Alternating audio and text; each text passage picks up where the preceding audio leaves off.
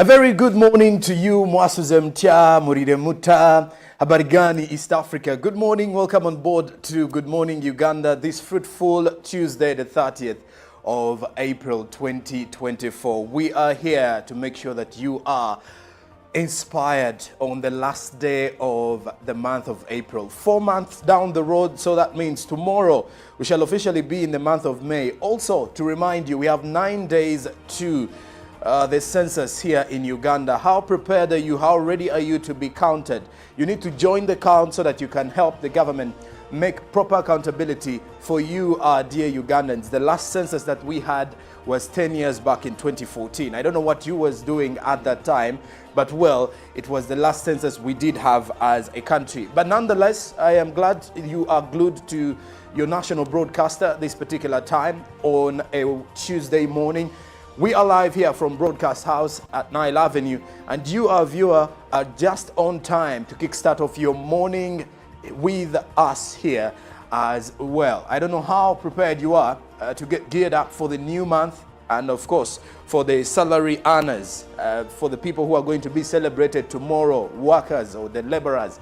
I want to believe this is the right day for some of us to start making the phone calls and sending in messages to check in on you, to see how you're doing and how the week is definitely faring for you. I want to believe this week is going to be a good one, not only because the month is actually starting with a public holiday, but after the start of the month, we shall only be having 2 days, then we jump into the weekend. How exciting that is, if you are to ask me. But well, of course, as we kick start of the show, you get to realize that lots of news and information has been making rounds all over the media, and of course, I'm here to make sure that I share a light with you. I'll be in here to represent the team: Robert Chirabo Nyonyi Intono, Olive Monica Najuma, Chantal Olive Akandinda, and of course to make sure that we inspire your morning and give you all that you need. I am Joram Paul Sonko. Now, making rounds across the media world is the fact that there was an armed assailant who was shot dead while threatening family of 5. Now, as we are moving into holiday time, you get to realize that such news does not really put us in the right place, especially for parents and guardians who have just received their children for the first term holidays. Why is this so? When you look at the holidays kicking off, you would wish, or every parent would want the safety of their children to be a priority, because you always have to make sure that you follow up on how your child is doing and the same. But the information that was trending as of yesterday was police, which is currently investigating an incident where an unarmed assailant raided a family of 5 in Mirimu Zone, Wakiso district, and he was allegedly demanding 5 million Ugandan shillings. For those who did follow up with that report, the incident which occurred when the mother, Miss Anita Ayebare, was having breakfast with her family, according to the Kampala Metropolitan Police spokesperson, Lukowe Sijire. The assailant was threatening with violence. He actually had a panga with him, or a machete with him, and he had, of course, he actually happened to hurt 4 of the children: Lucia Taire, Maria Joy Ampaire, Blair Musime, and Godius Ankunda, who was the older, with 14 years. This was a statement that was released yesterday. And of course, there was also a video that was trending. Please do note that the police managed to shoot this assailant. And of course, with the help of the mob or the mass who are out there to call on the police. It was a very huge battle for those of you who did watch the issue, or those of you who have been able to access the WhatsApp phone footage, or the phone footage that has been making rounds on social media of the same. So this is it is a time when we get to call upon parents to ideally try to follow up on your children. It is a time when you get to realize that the poverty levels are also increasing. So that means it does reflect on how many Ugandans are going to treat one another or it is a direct indicator that at times you realize these levels of crime in regards to threatening, blackmailing, increasing in the country. So we really need to be vigilant, and we also need to report to the authorities any case of this nature if you happen to experience it in one way or the other. But not only that, the other news also making rounds is the fact that a TikToker, also known as Pressure 24/7, was granted bail for his alleged hate speech. That was at the Uganda court, the Uganda Road Court, which granted bail to Ibrahim Musana, also known as Pressure 24/7, that is on TikTok. He was actually accused of posting and sharing information that ridiculed and promoted hostility against the Kabaka and President Yoweri Museveni. Now, the Chief Magistrate, that is Ronald Kaizi, released Musana from Luzira after he was granted bail. Now, Musana was remanded on March 7th, 2024. So you get to realize that he has been in there for close to a month or two.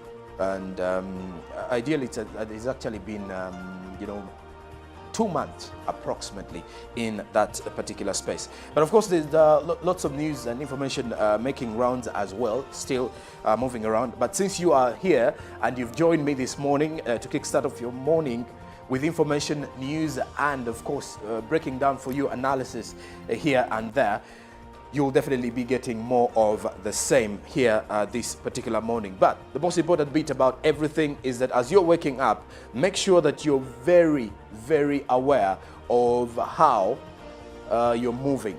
Be cautious about the movements that you are making early in the morning.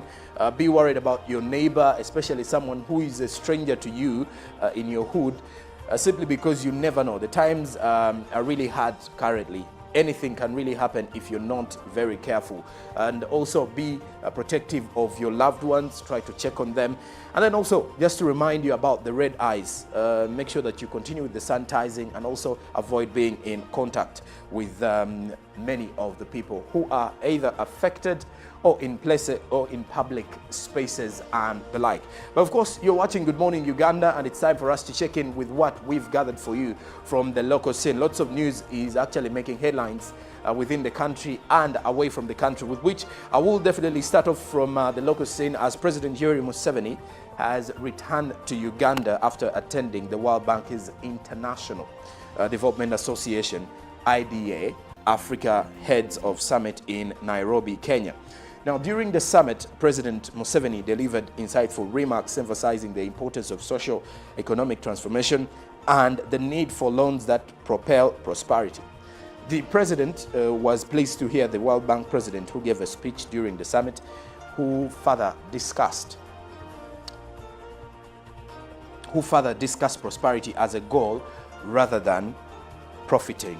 Now, he attributed the current crisis in Africa to persistent philosophical, ideological, and strategic economic mistakes that have prevailed since the 1960s, and further advocated for a paradigm shift towards socio-economic transformation, emphasizing the need to transcend mere quantitative growth and focus on achieving qualitative change. Talking about the main reason there is no growth in Africa, President Museveni said this is attributed to the lack of funding on the growth factors. The president also reiterated the need for Africa to stop exporting its raw materials, but instead add value at source. The International Development Association is a development finance institution which offers concessional loans and grants to the world's poorest developing countries.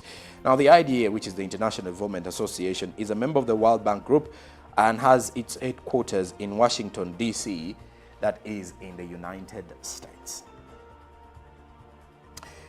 All right, now we talk matters census. We have 9 days to the census, as the Uganda Bureau of Statistics is now prepared to commence the census exercise nationwide to capture essential data for proper planning. According to UBOS officials, the 9th of May is declared the census night, and the 10th of May is a public holiday to allow people to remain home and not miss being counted. The 9th of May will serve as a reference night throughout the exercise, and individuals are expected to recall whoever spent a night in their homestead. Now, UBOS will begin conducting the 6th Post-Independence National Population and Housing Census 2024, starting on 10th May of this year. The 9th of May 2024 has been gazetted as a census night, to which all census-related questions will refer. UBOS officials urge the public to remember individuals who spent the night of 9th May 2024 in their households to prevent double counting. Now, also the exercise will be guided by institutional questionnaires prepared to account for the floating population. Training for officers leading the exercise has concluded at the district level, while training for parish and sub-county supervisors as well as enumerators, who are the field staff, and the data collectors will commence on 1st May. Now, to facilitate a technologically driven exercise, at least 120,000 tablets have been procured. Every enumerator is expected to have access to these tablets to ensure quality and timely data release. Enumerators will if you'll excuse me, enumerators will training for officers leading the exercise that concluded at the district level. Now, also, while training for parish and sub-county supervisors as well as enumerators, who are field staff and data collectors, will commence on 1st May, and 120,000 tablets have been procured. Now, every enumerator is expected to have access to these tablets to ensure quality and timely data release. Also, enumerators will conduct the exercise from 7 a.m. to 6 p.m. with no activities scheduled to happen in the night. Now, not only that, the Uganda Police Force is set to ensure the protection of government property and the smooth progress of the exercise without any level of inconvenience, as 10th May has been declared a public holiday to facilitate the 6th Post-Independence National Population and Housing Census 2024. Now, the National Unit Platform NUP Party President Kyagulanyi Ssentamu Robert has urged party members to avoid corruption on selected registers, fighting each other within the party, and he also urged them to be united. He also reminded security forces not to disrupt their membership registration exercise as they look forward for the polls come 2026. He was launching the membership registration and introduction of structures at grassroots level at the party headquarters in Kampala. Now, away from matters NUP, still in the opposition, amidst Uganda's push to merge government agencies, the FDC Najanankombi faction is concerned over the recent appointments of assistant RDCs. Please do note that FDC is not only the party concerned about this appointment, because some of the members of parliament as well had a sitting where they questioned the appointment of the assistant resident district commissioners. Now, the Deputy Secretary of Publicity in charge of publication and documentation of the Najanankombi faction, that is Walid Lubegamolindwa, says this move isn't in harmony, says the process of rationalization of government authorities and commissions is to inhibit duplication of work, cut down government expenditure, and improve efficiency per resolution. And well, many continue to question the appointment of the assistant RDCs, from matters to do with the expenses that are attached to how much they will be earning along the way, but then also in regards to these appointments. Now, away from the local scene, we head to the international scene, away from Uganda, and we start off with Ukraine, as the Ukraine President Volodymyr Zelensky has revealed that Russia is taking advantage of the slow delivery of Western weapons to go on the offensive. His comments come after the US agreed a $61 billion, that is approximately 49 billion pounds package of mostly military aid to Ukraine. Zelensky said some of the aid had started to arrive, but added that it needed to be delivered faster. He was speaking alongside NATO Chief Jens Stoltenberg, who said it's not too late for Ukraine to prevail.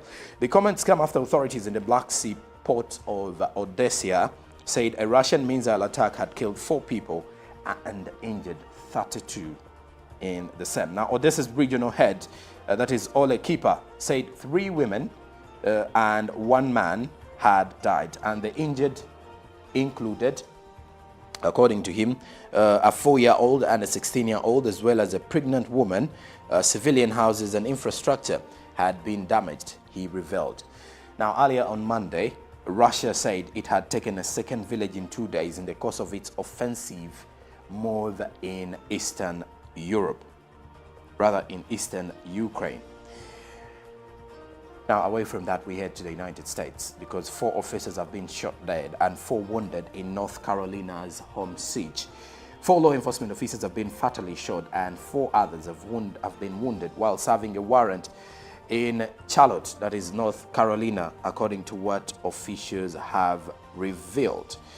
Now, also, news reaching is that authorities say 2 shooters were involved in the attack.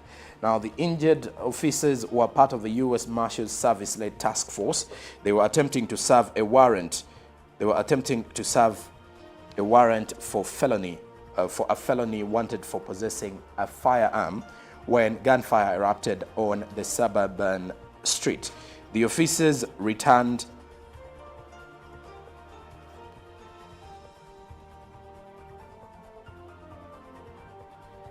Well, away from that, the officers also returned only to be shot at the end of the day.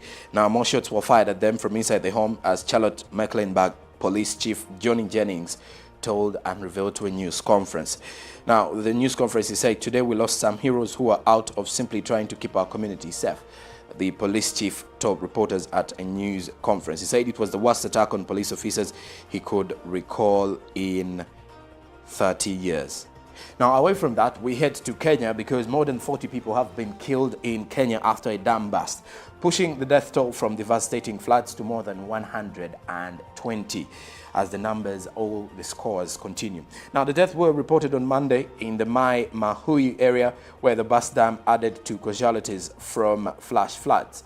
Now, details also show that we have so far recovered 42 bodies, which include 17 miners, following the early morning incident where a dam burst its banks in Kijambe area and rescue. Also, such operations are continuing to grow as the police at the site in Mai Mahiu site. Now, the rains have also filled hydroelectric dams to capacity, threatening a massive downstream overflow, a government spokesperson warned. Now, early on Monday, the Kenya Red Cross said it had taken several people in the area to a healthy facility due to flash flooding. Now, lastly, we talk matters climate change, as a new study claims that the loss of productivity because of climate change could result in a 19% reduction in the world economy by 2049.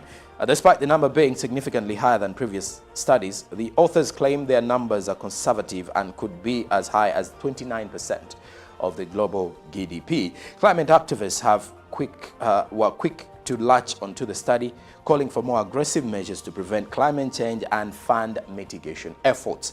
The study, The Economic Commitment of Climate Change, was published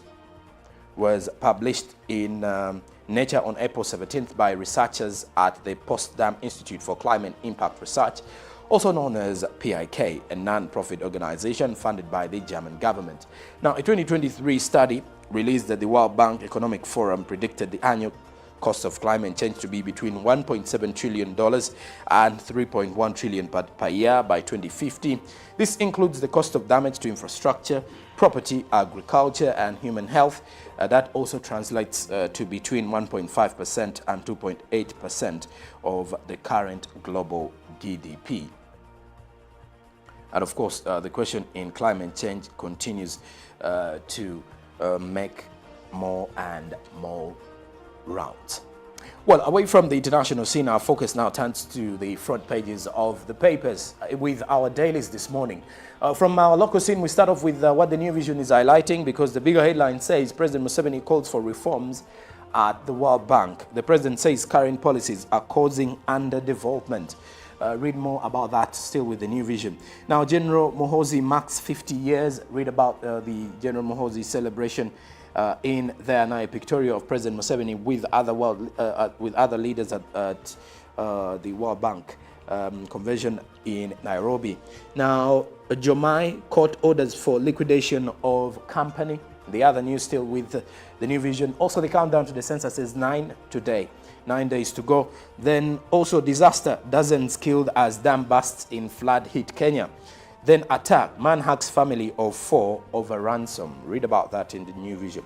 Then China, pass aid routes for entry of Ugandan products.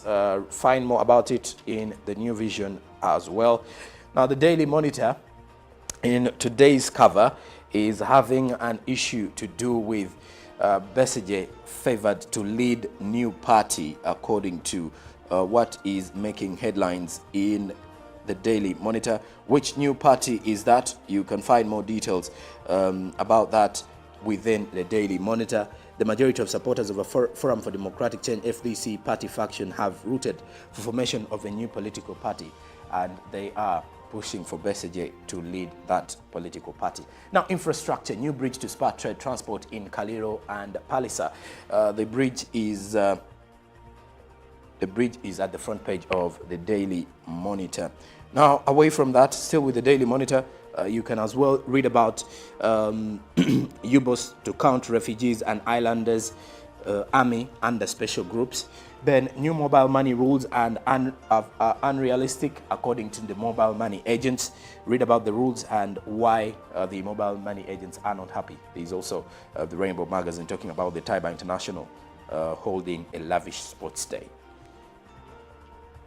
Now we head to Kenya because the Daily Nation is highlighting Black Monday, nature's fury. Vehicles on the Nairobi Mai Mahiu Road were also swept away by the raging waters as Kenya continues to suffer with the flooding. And then confusion over school reopening as Machogu defends move. Then for cheap loans, Kenya yields to tough World Bank conditions as reprieve for residents of border counties as state scraps ID vetting committees. That is with the Daily Nation. Now, lastly, from our press review this morning is the Citizen newspaper that is from Tanzania. Which is highlighting experts. What lower interbank transfer charges via tips mean. The analysts say new introduced caps on fees for bank-to-bank transfers through the Tanzania instant payment system will further strengthen boost in the banking industry and promote transition.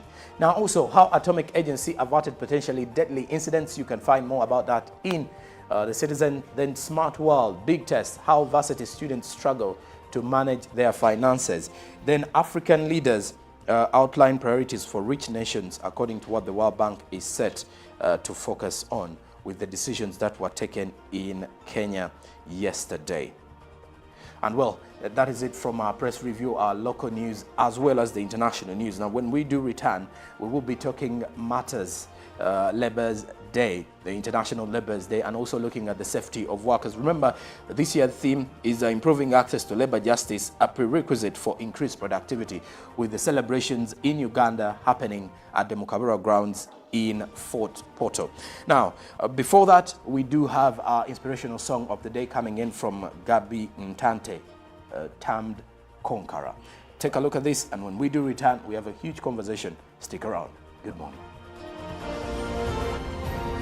Live from UBC Studios in Kampala, this is Good Morning Uganda.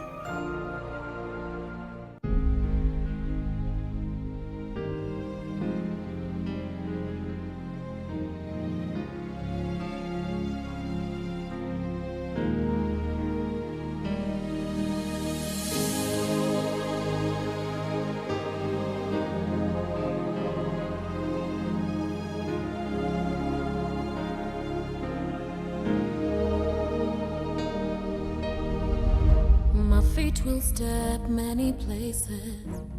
Anywhere I go, I'll be protected because you are a conqueror.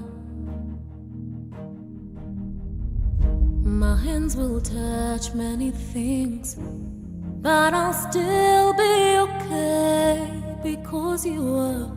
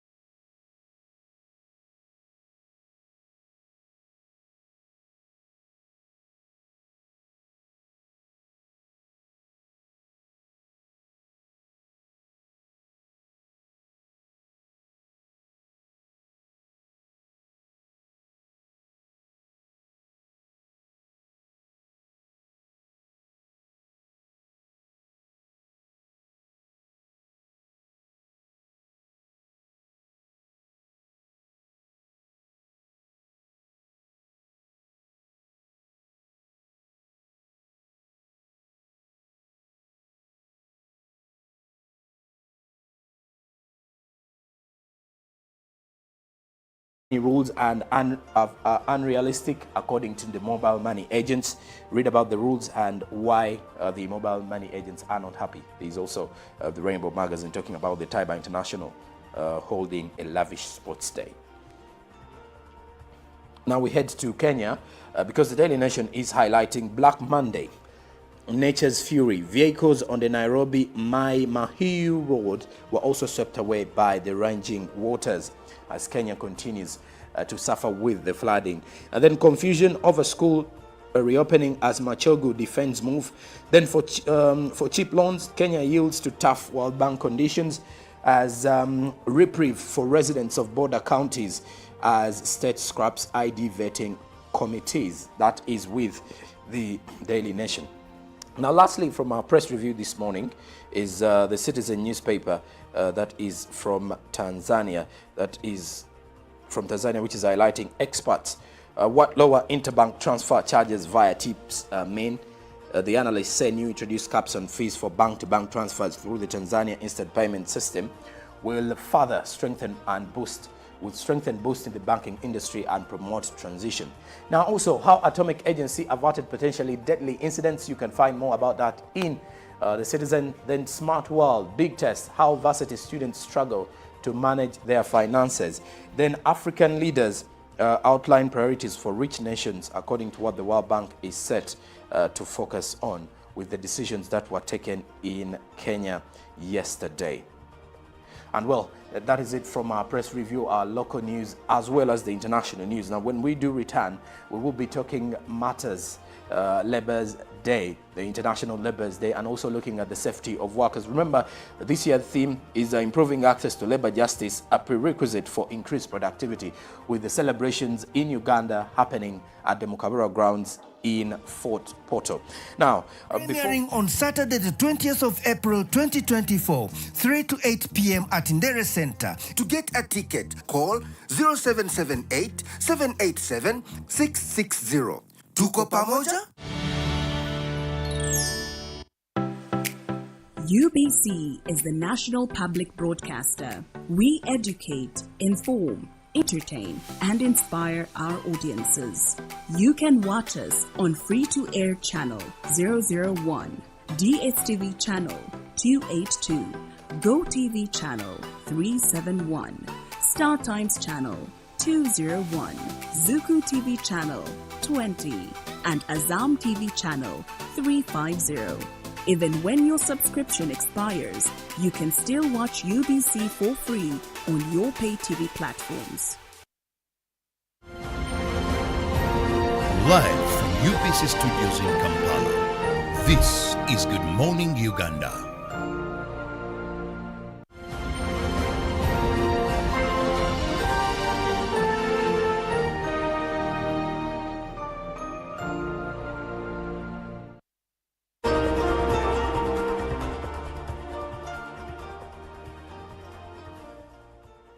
The 30th of April 2024 is here, and so is Good Morning Uganda.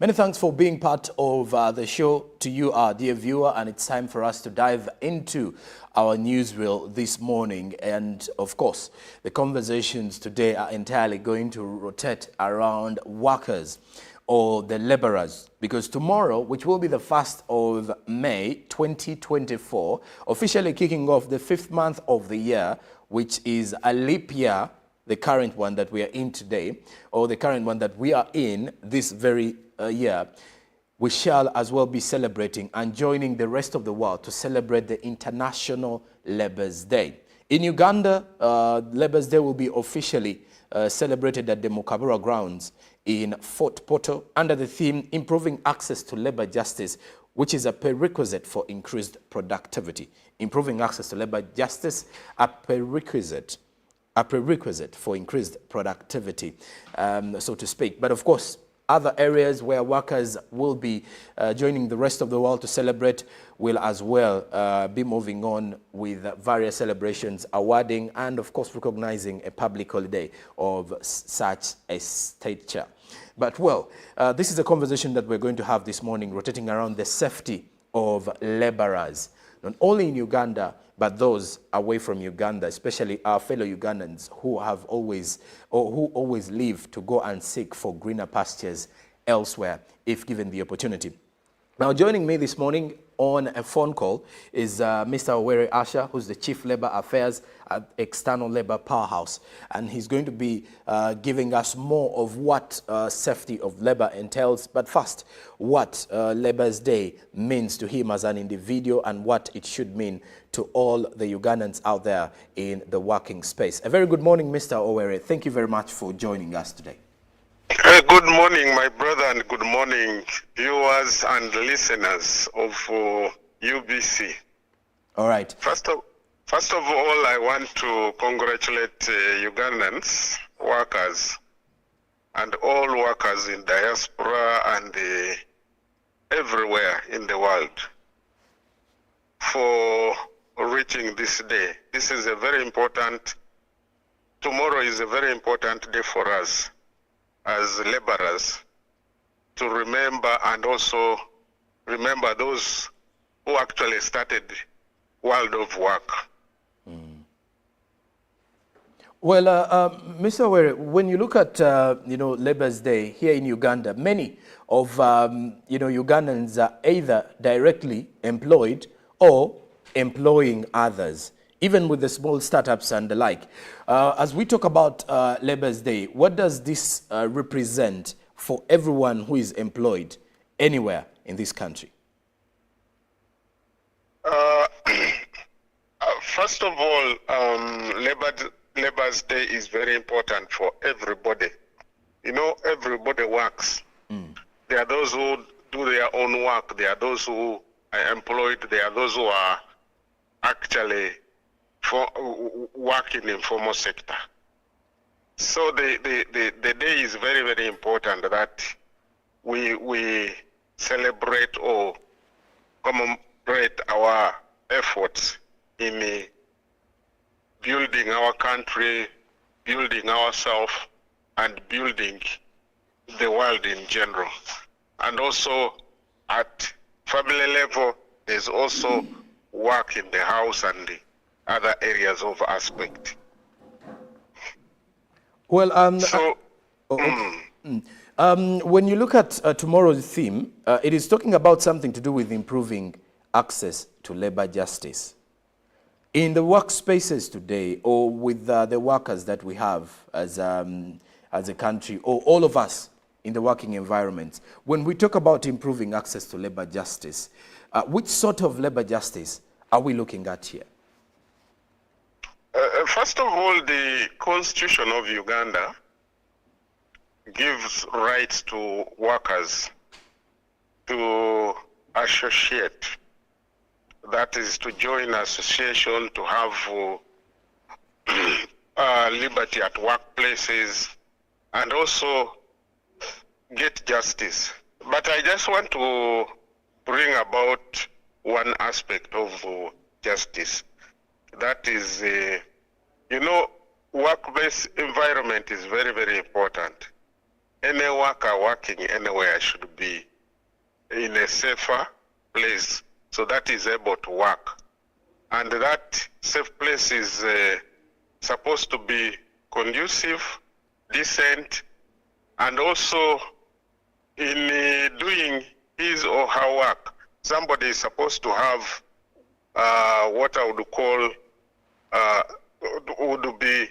have safety nets and also justice, whereby he or she is allowed to do her work properly. And when there's any problem, whether accident or anything, he or she is supposed to get justice.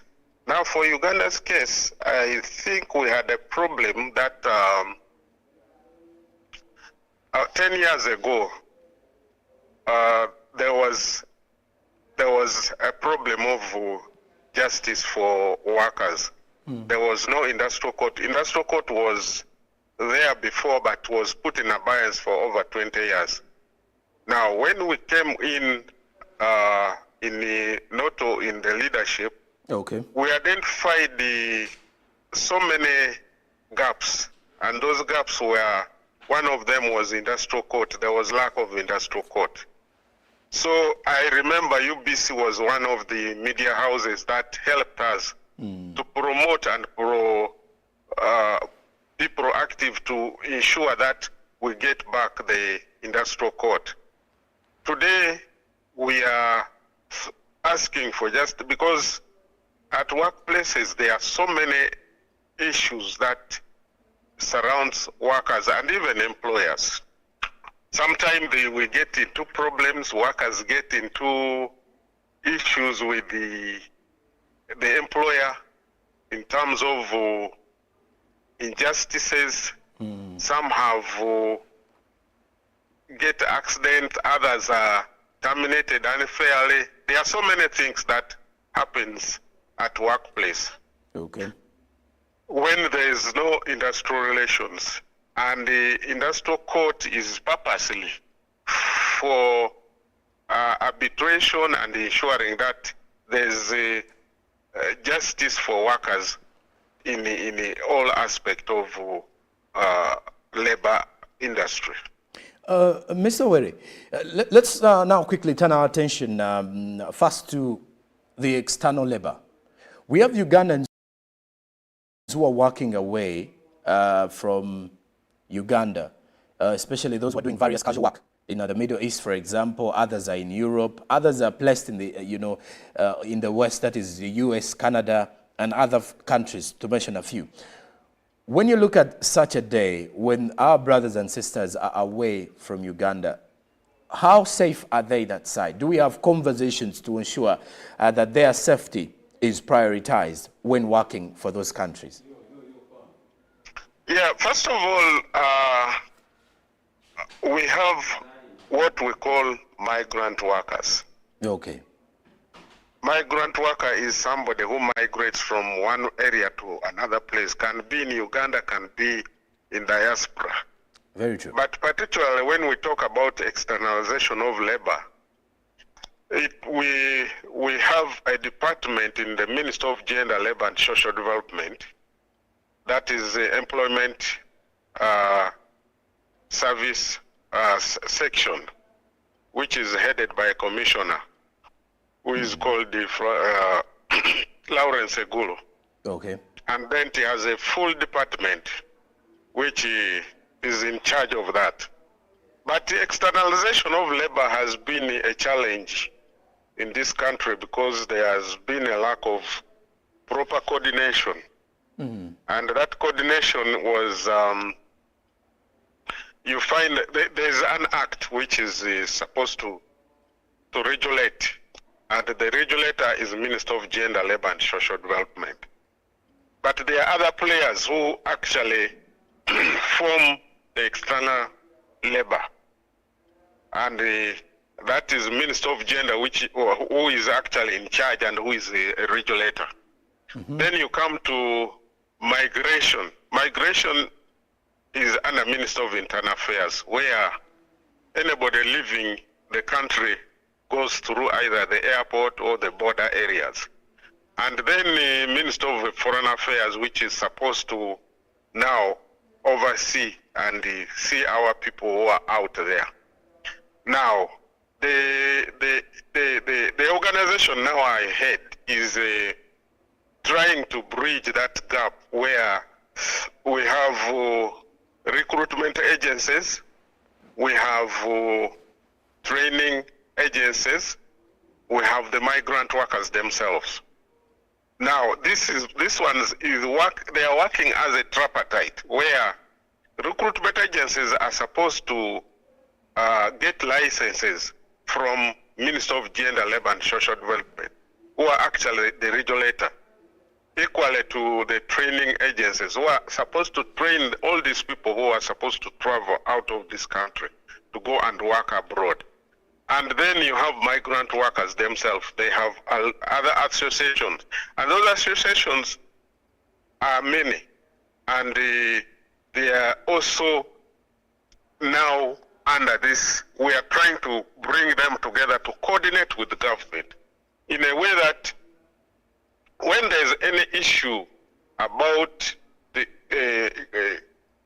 about a migrant worker, we coordinate with the government. If it is a issue of regulation, it's Minister of Gender. If it's the issue of clearance, clearing them to travel out and so on, that is the Minister of Internal Affairs. And then if it's the issue of looking after them, when anybody who is out there is actually Minister of Foreign Affairs who is supposed to. And how do we coordinate this? We are supposed to see that the government itself, under Minister of Gender, Labor and Social Development, the Internal Affairs, and they coordinate, so that we as private sector also, we also coordinate to see that the migrant workers, the training of our people who are going out there, because there has been a challenge of people going through wrong channels, meaning that they travel from here, they are being taken away through wrong channels when they are not, by people who are not regulated. And you find themselves in the countries which has no bilateral relations with the Uganda. And those are the people who now cause a lot of, they cry out there, they have nowhere to run to. So what we are trying also to do to see that people are not trafficked from here, taken to dangerous places, like other people you heard about, people who went to that country, is it Myanmar, something like that? Myanmar. And yes, so you find that the people are trafficked out of this country. Okay. They go to places where we don't have any bilateral relations. Some of the countries are actually in danger and so on. So purposely we are trying to bring sanity in this sector.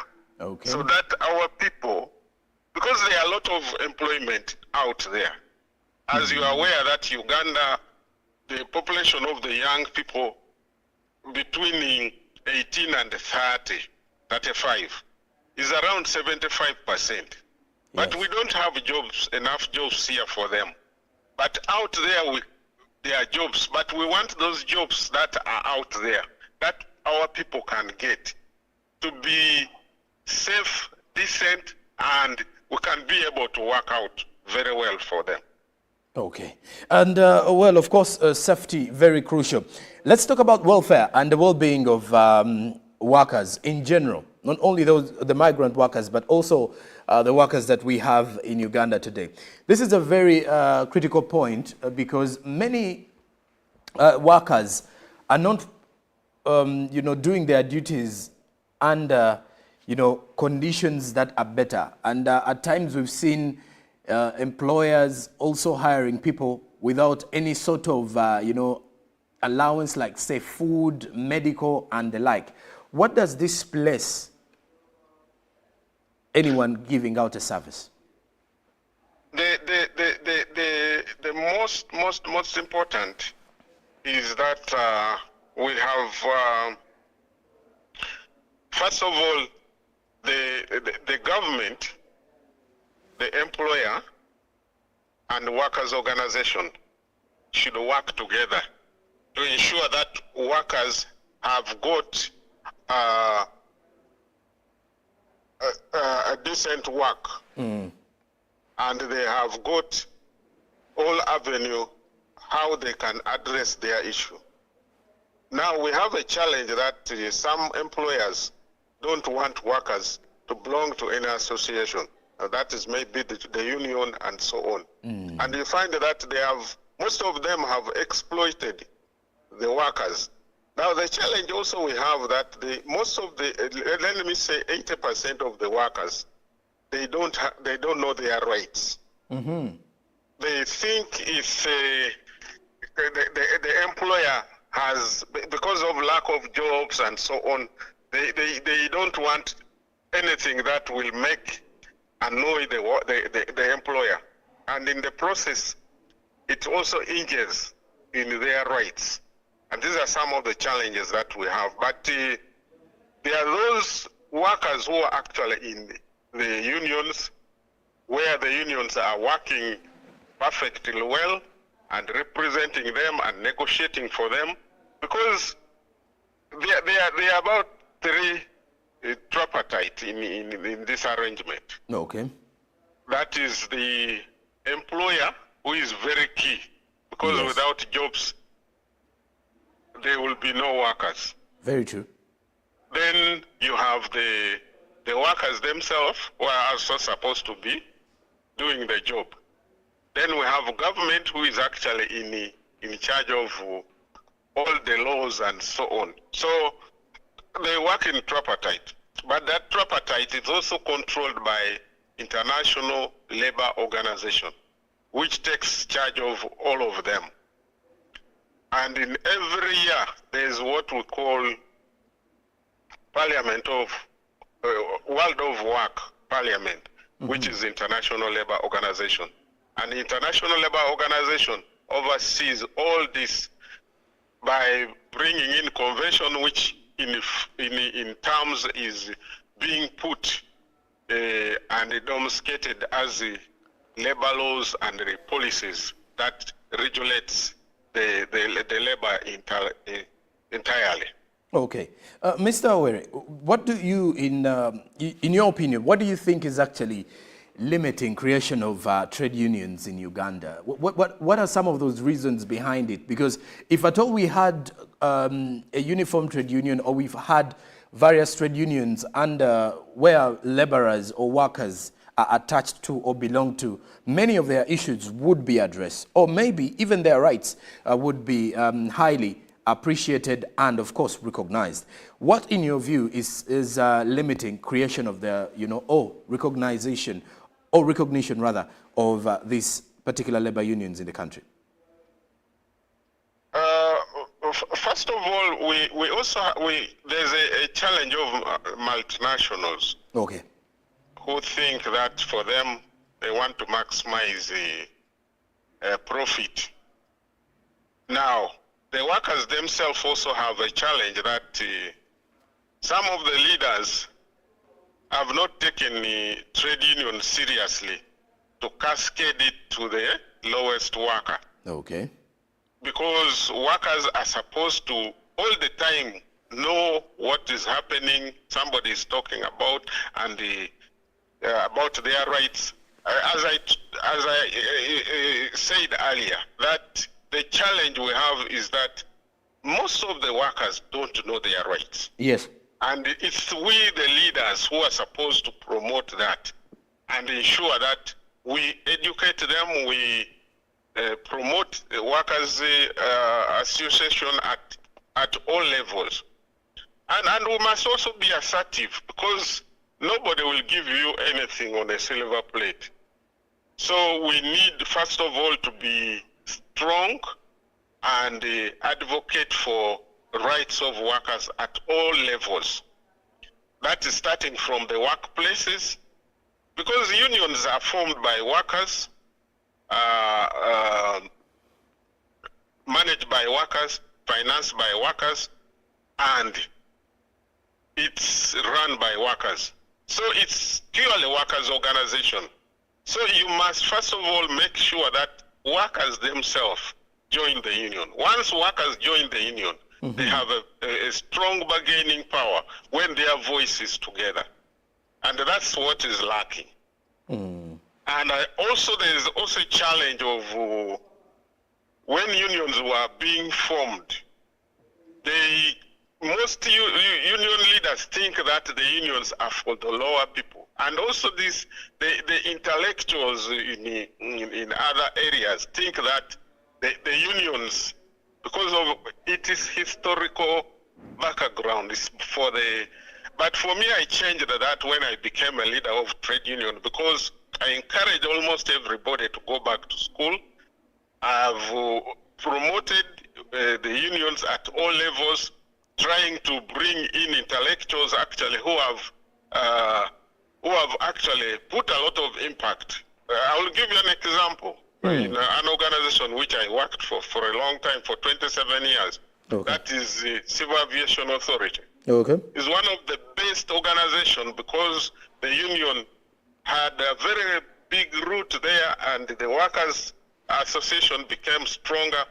The relation between management and the workers became very, very key. And then the government also embraced that. Now, at the transport union level also, we promoted that, whereby the union became very, very strong, and it has shaped the destiny of workers around that sector. Now, you can also see some level of organization at the level of teachers, nurses, and so on. All those were actually our efforts to try to bring up the voice of the workers. And where the unions are very, very strong, you find that the life of workers have improved. So there's urgent need for leaders to strengthen the workers' voice in all areas so that they can be able to speak for themselves, to have justice, and also promote the industrial. Most of the workers don't know that industrial court is there. And the industrial court is where you can get justice easily, because we made it a point that it comes back, because it was put in abeyance. By the time I came in the office, I found that it had a problem. I think politically people looked at it as a very strong thing that was going to disorganize it. You know, in Uganda, sometimes people promote, they protect investors more than even the workers. Okay. And to you, our dear viewer, you can be part of this conversation that we are having with Mr. Owere, as our opinion poll is up as we celebrate Labor Day. Share your opinion on the safety of workers in the country as we celebrate Labor's Day tomorrow, and of course we can recognize this entire week as a Labor's Day week. Share your opinion on the safety of workers in the country. The WhatsApp number is 0709-602-592, and then on the X app at UBC TV Uganda with the hashtag UBCGMU. As I will be summing up with the conversation here with Mr. Owere, I'll definitely be getting back to some of the views from our viewer out there as we celebrate Labor's Day tomorrow. Share your opinion on the safety of workers in the country. Back to you, Mr. Owere. When you look at moving forward as a country, what are some of the things besides pointing at upholding the rights of the workers? What should we prioritize in the working environment moving forward as a country? As a country, first of all, we must recognize the efforts of the workers. Very true. Because workers are the ones who are building bridges.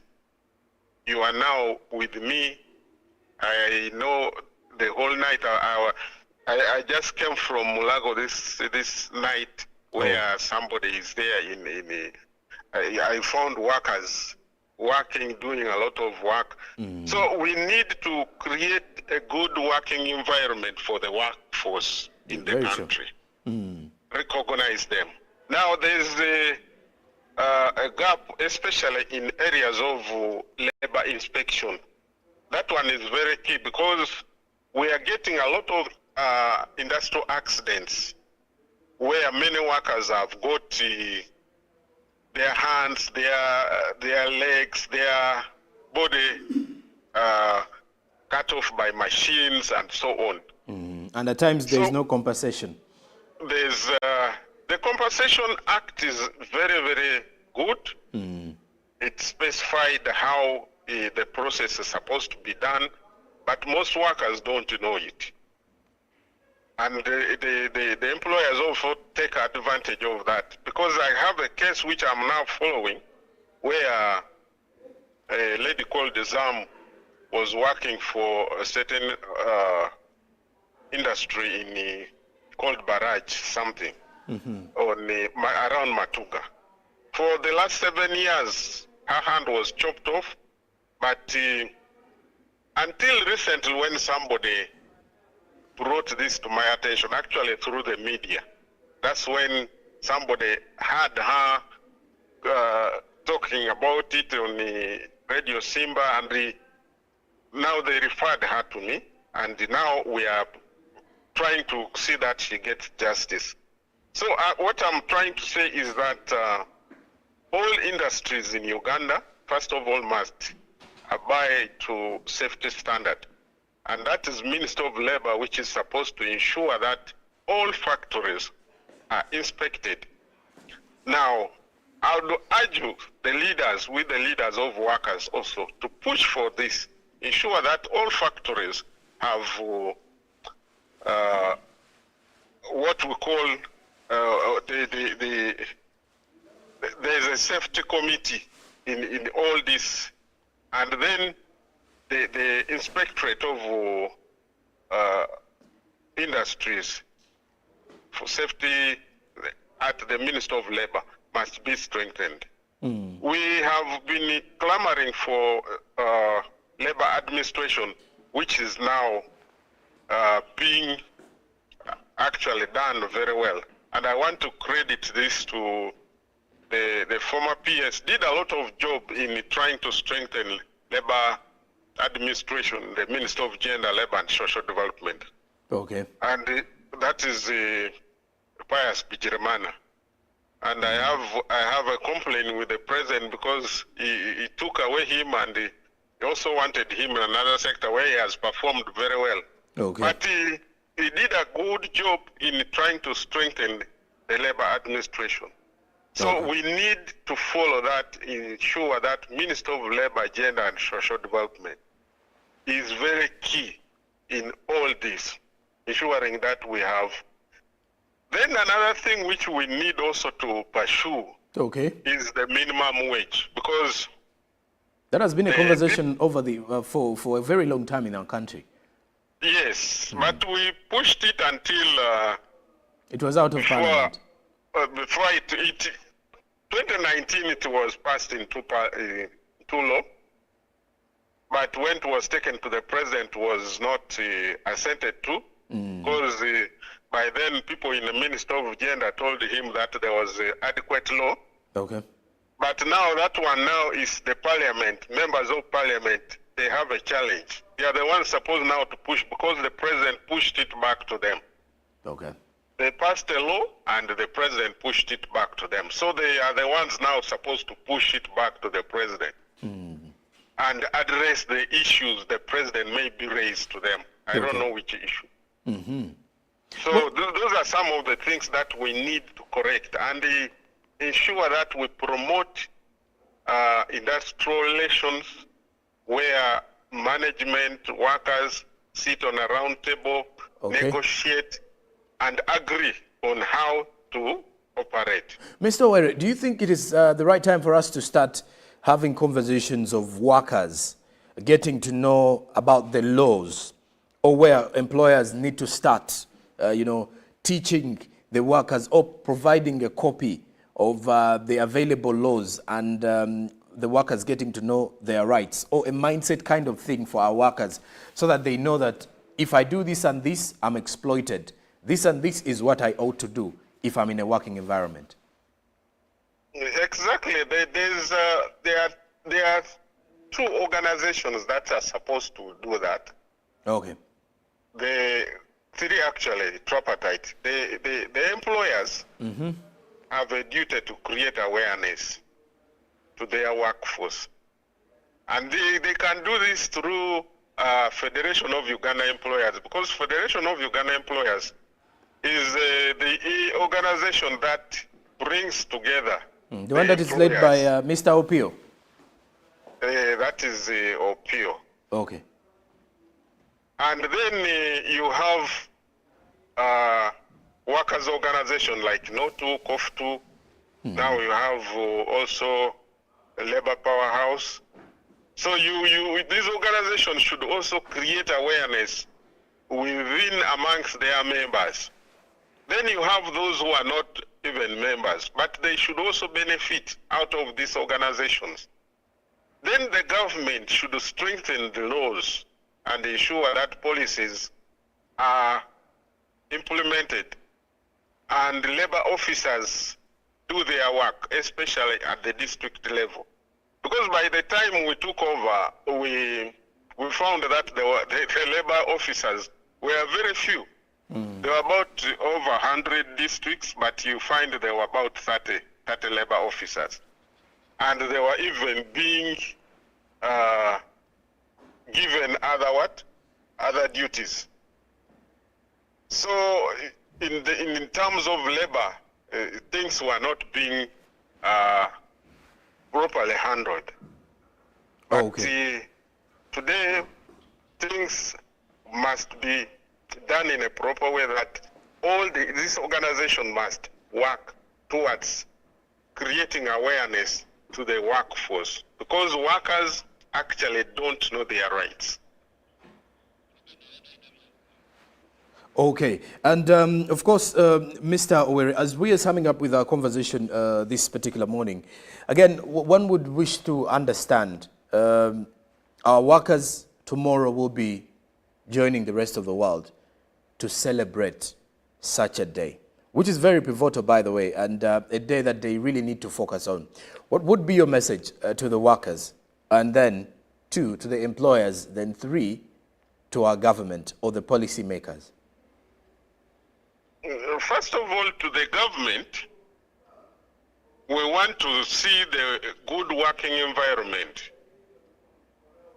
That is number 1. Number 2, we want strengthening of justice in the industrial court, where now we have 2 judges, and recently I think they have approved 3 more judges on board.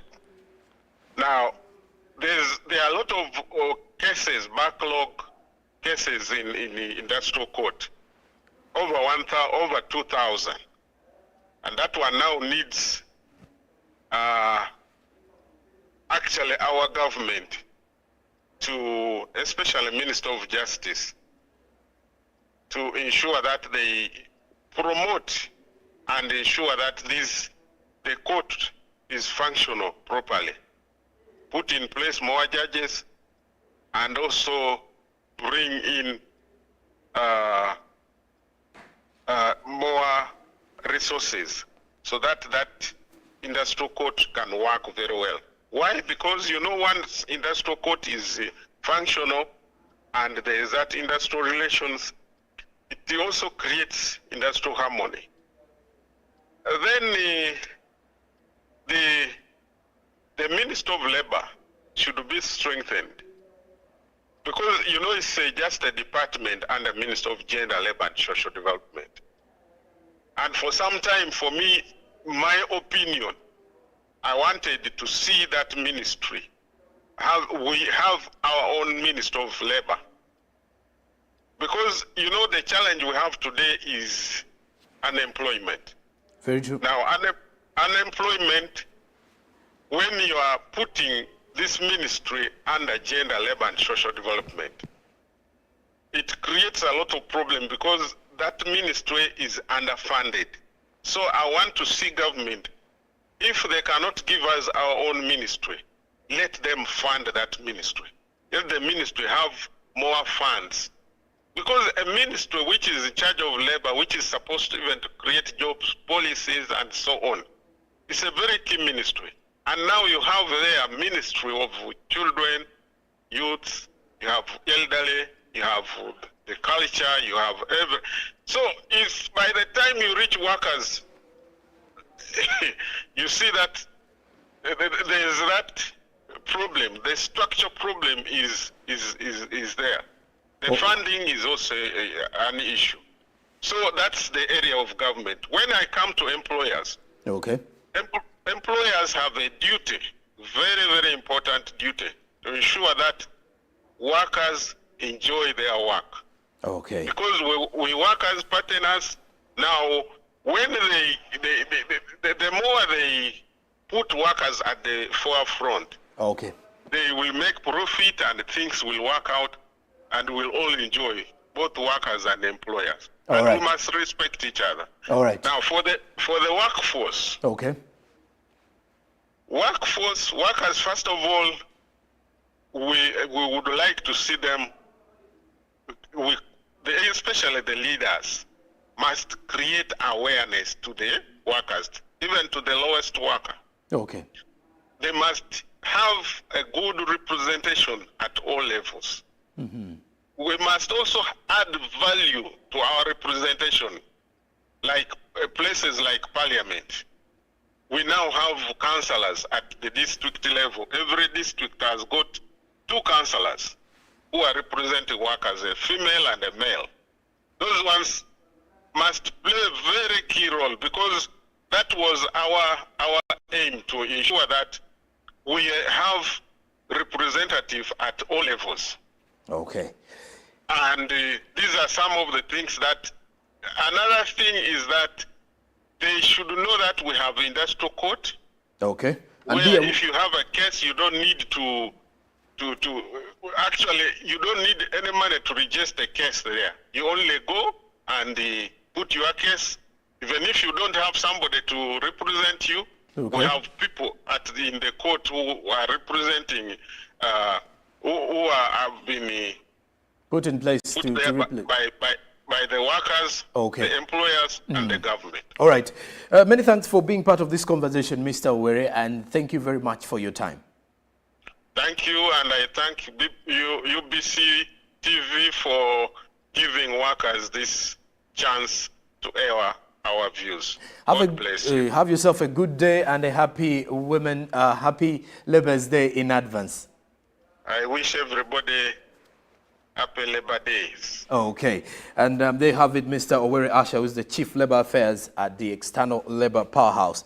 He's been with us talking matters safety of labourers as we celebrate International Labour's Day tomorrow, 1st May 2024. Please do note that our theme this year is improving access to labour justice, a prerequisite for increased productivity. The celebrations will be coming to you live here on your national broadcaster tomorrow from Fort Portal at the Mukabura grounds. So be sure to catch them live as well. But that is it for our newsreel this time round on Tuesday. Coming up is Alan Namisango with the GMU Tourism Express. Stick around. Good morning.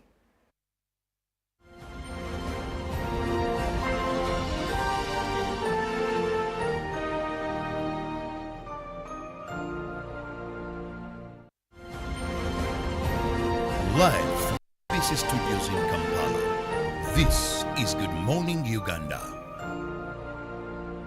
Nyati Motion Pictures brings you Tuko Pamoja Luo segment. Learn about the famous legend of Jipiri and Labongo and how the Alur, Acholi, Jonam and Japadola, Jaluo emerged. The Luo are basically Nilotic. We are believed to have come from Baragazelle in the Sudan. When this colonialism came, Rorawich saved the life of men actually. fought fiercely. Awich was imprisoned here on that hill, Kololo. Awich remained the greatest hero in Acholi. Premiering on Saturday, the 20th of April 2024, 3 to 8 p.m. at Ndere Center. To get a ticket, call 0778 787 660.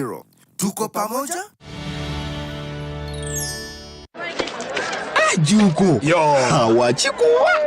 Check the shopping, man. What's your secret? Haven't you heard of the parish development model PDM? Yes, I did, but I thought it was just a talk. No, Sebatia. It is real. I and a few friends together formed a circle, accessed money from the PDM, invested in a poultry project, and now things are moving. Juko. I thought I was one of your friends. You are. But you left me behind. I didn't leave you in poverty. What you do, just visit your LC2 chairperson and your parish chief and start the process of economic transformation. Just like that. Okay. The parish development model is an initiative from the government of Uganda through the Ministry of Local Government designed to transform all lives of Ugandans for the better. PDM, my parish, my development, my life. Live from UBC Studios in Kampala, This is Good Morning Uganda.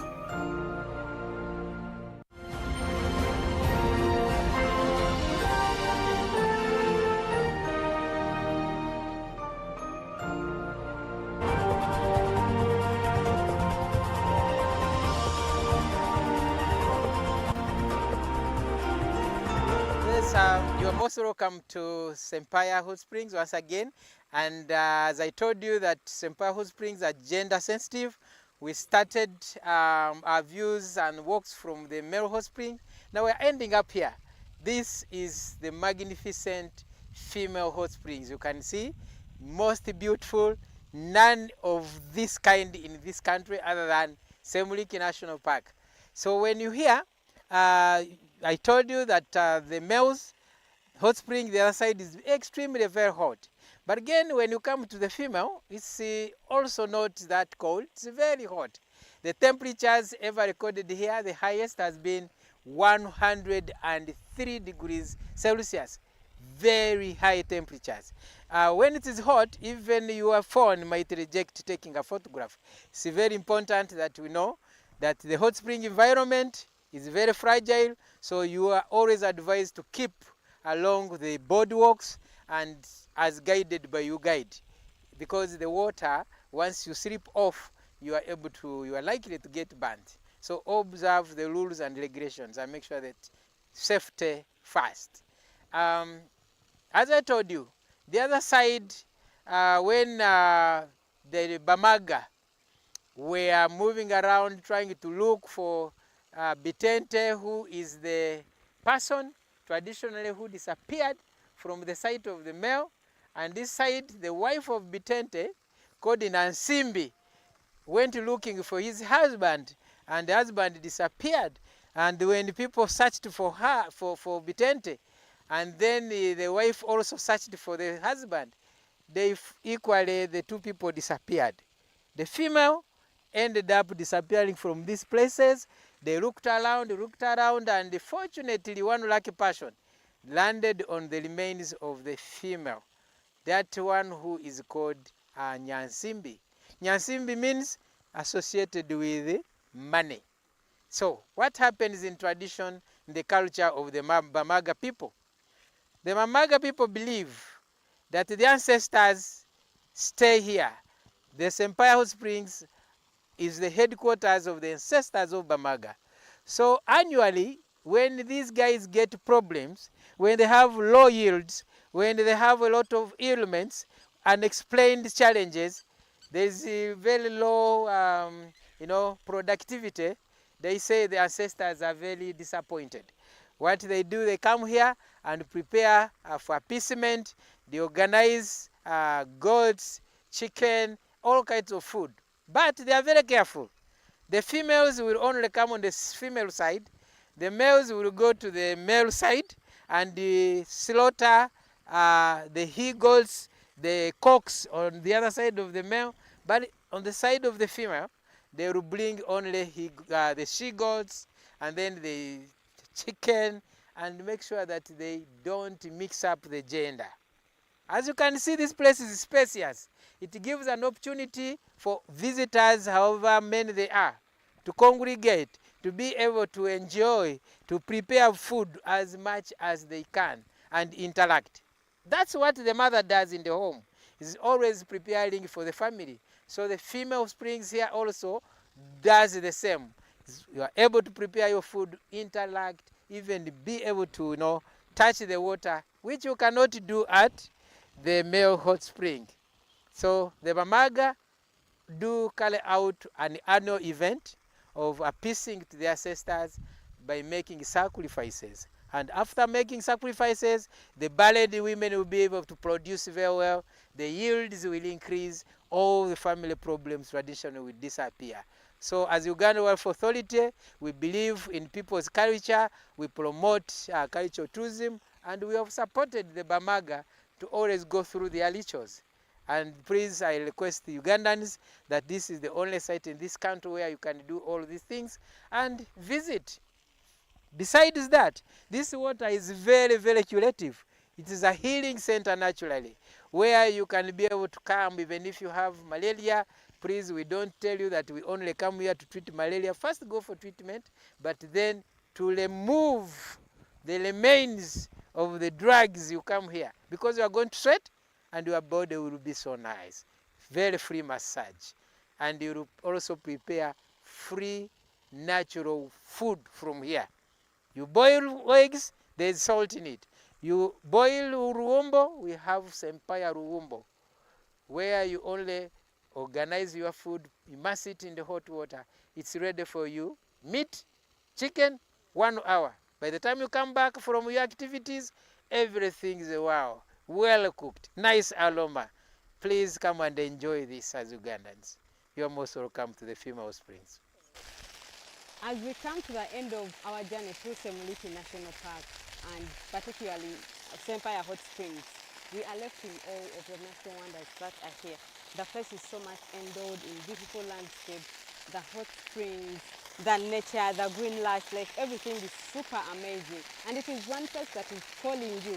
It is becoming several tourists from different parts of the world. However, it is interesting to know that the numbers of tourists coming into this country, say in a year, if you get like 30,000 tourists to the park, we have at least 90% of these tourists being the East African residents. So that is amazing that we, the East Africans and Ugandans, we are embracing the beauty that we have in the country. So if you're this one Ugandan who has not yet embraced exploring Uganda, I don't know what you're waiting for, because it is this perfect time when tourism is so much booming and also growing at a very fast rate that you need to embrace such activities and travel around Uganda, explore the beautiful parts that we have, and come to Sempaya Hot Springs. I am Irene Allen Amisang. This is the GMTV Express. Catch you.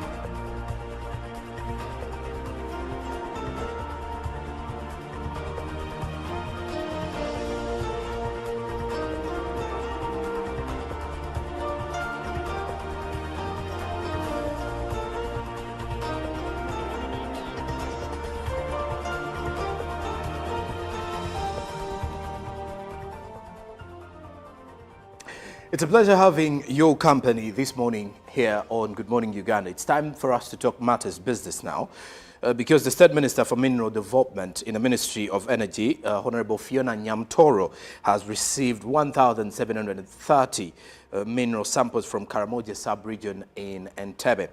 This follows a 3 airborne geophysical survey that has been going on in the Karamoja sub-region and some parts of northern Uganda by the Ministry of Energy and Mineral Development, which was being done through the Directorate of Geological Mines under the Karamoja Aerial Survey Project.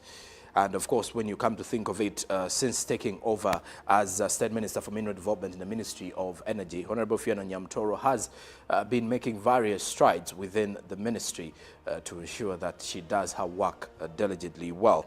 Now, thousands in Karamoja have taken jobs in the mines, while others have become artisanal diggers, digging their own holes and tunnels, as well as risking cave-ins and other dangers in pursuit of the buried treasure, according to what local leaders have revealed. Now, the State Minister has received 1,730 mineral samples from Karamoja sub-region, and she received these ones in Entebbe. Well, and away from that, we now talk matters communication, because UC, the Executive Director of the Uganda Communications Commission, Nyombi Thembo, has tasked the telecom operators to be transparent on data pricing to regulate customer complaints of data depletion. This was during a town hall meeting with telecom operators and stakeholders to answer the recent question of data depletion. Now, following public frustrations on social media regarding data usage discrepancies and how fast data does expire, The Uganda Communications Commission has held a town hall meeting with telecom operators and stakeholders to clarify on the clients' complaints. Now, to the concern of how data bundles deplete at a high speed, telecom operators say it's attributed to many factors, not limited to the speed of the network.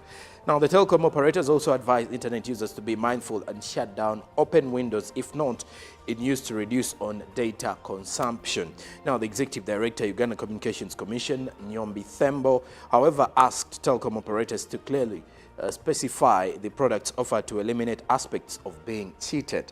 Nyombi says that Commission is assessing a variety, or the Uganda Communications Commission is assessing a variety of tools from which one will be selected, or many will be selected to be used for monitoring of data usage and services that is being offered by the multiple telecommunications companies in Uganda or internet service providers in the country. And of course, the issue of internet is something that is still under conversation and discussion. Why? Because when you look at the internet costs across the region, Uganda has the highest cost of internet. Now, lastly, from our business side, we crossed the borders to Nairobi because what has been in Nairobi was African leaders on Monday called for rich countries to commit record contributions to a low-interest World Bank facility for developing nations that they rely on to help fund their development and combat climate change. Now, donors will make their cash pledges to the International Development Association, IDA, a World Bank institution that offers loans with low interest rates and long tenures, at a conference that will be held in Japan this year in the month of December. And of course, Kenya's President William Ruto told the meeting of African leaders and the World Bank to discuss the International Development Association funding, where he noted that we call on our partners to meet us at this historical moment of solidarity and respond effectively by increasing their IDA contribution to at least 120 billion US dollars. And African economies were facing a deepening development and debt crisis that threatens economic stability and aging climate emergencies that demand immediate and collective action for the planet's survival. That is according to President William Ruto. He also cited Kenya's own devastating floods and the severe drought affecting Southern African nations such as Malawi. Now, if the donors pledge the minimum amount suggested by African leaders, it will be a new high after the last round of fundraising in 2021, which ranked it at 93 billion US dollars. Now, IDA, or the International Development Association, lending operates on a 3-year cycle, which is usually preceded by donors making their contributions at a global meeting. Well, now, lastly, from our business update this morning, we focus on the Forex market. We look at how the different currencies were faring by close of business Monday, the 29th. The US dollar, by opening time, was buying at 3,809.17, while selling at 819.17 shillings. By midday, the US dollar was buying at 3,809.54, while selling at 3,819.54. Closing time saw the US dollar buy at 3,810.13 shillings, while selling at 3,820.13 shillings. And then the Great Britain pound was buying at 4,776.37, while selling at 4,788.91 shillings. The euro was buying at 4,086.36, while selling at 4,097.08 shillings. Then the Kenyan shilling was buying at 28.22 shillings, while selling at 28.29 shillings. The Tanzanian shilling was buying at 1.46 shillings, while selling at 1.47 shillings. And lastly, the South African rand was buying at 202.97, while selling at 203.51 shillings. Well, that's it for our business updates this time round. Coming up shortly is the traffic updates. Stick around. Good morning.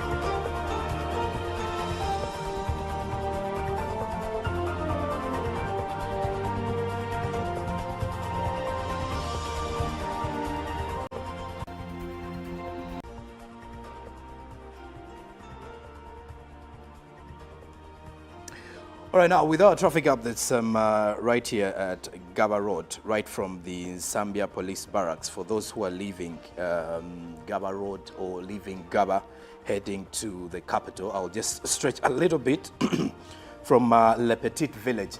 For those using the same lane and moving along to the capital, from Le Petit Village around Cavendish, around the Cavendish University, Uganda, you get to realize that there's not so much of the traffic as much as you can definitely get to realize. There is not much of the traffic interruption from the same space moving forward from the Embassy of the United States.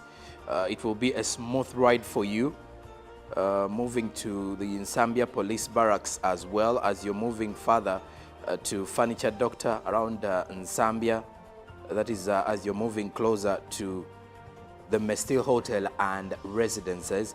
That is where you will ideally find a little bit of a traffic holdup for those that are moving in, or those that are actually moving closer to the Kampala flyover around the Arena Mall. That is where you will find a little bit of a traffic holdup because of the conjunction, because of the junction that is either taking you to Ginger Road, one taking you to the side of Kampala, and then the other taking you to the side of Entebbe Road, or heading to Chibuye. That is around the Arena Mall. That is where you will find a little bit more of the traffic holdup of the same. Of course, you can easily move swiftly till the Kampala flyover, where you will find a little bit of a holdup here and there this early morning. Well, that is it from our traffic updates. Now, coming up with the GMU agenda is matters passports, and talking to the Ministry of Internal Affairs, because developing news coming in show that the ministry will be banning 50,000 passports. Why is that so? More of that conversation is coming up shortly after. Good morning.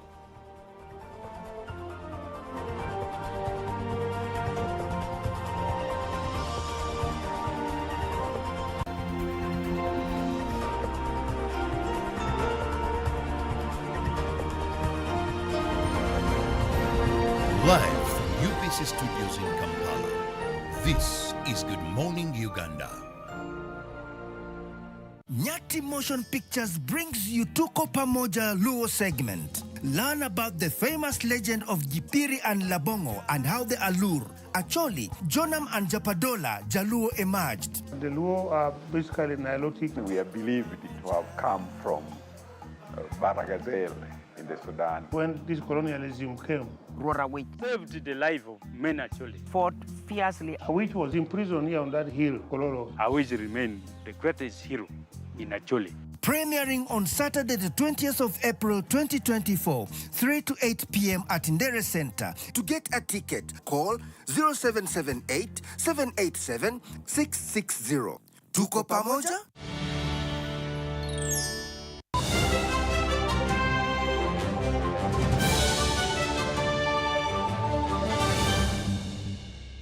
Was brought to you by Just take a polite loan of 200k to stock my shop. The signs and symptoms of success. The bank commander, not the bank teller. Why hustle for a loan when you've got MTN Momo? We're sorting. Use the Momo app or dial *165*5# for all quick loans. Choose from the different loan options from our partners and get one that works for you. Together, we're unstoppable. Juko. Yo. Wachiko. Check the shopping, man. What's your secret? Haven't you heard of the parish development model PDM? Yes, I did, but I thought it was just a talk. No, Sempaya. It is real. I and a few friends together formed a circle, accessed money from the PDM, invested in a portrait project, and now things are moving. Juko. I thought I was one of your friends. You are. But you left me behind. I didn't leave you in poverty. What you do, just visit your LC2 chairperson and your parish chief and start the process of economic transformation. Just like that. The parish development model is an initiative from the government of Uganda through the Ministry of Local Government designed to transform all lives of Ugandans for the better. PDM, my parish, my development, my life. UBC is the national public broadcaster. We educate, inform, entertain, and inspire our audiences.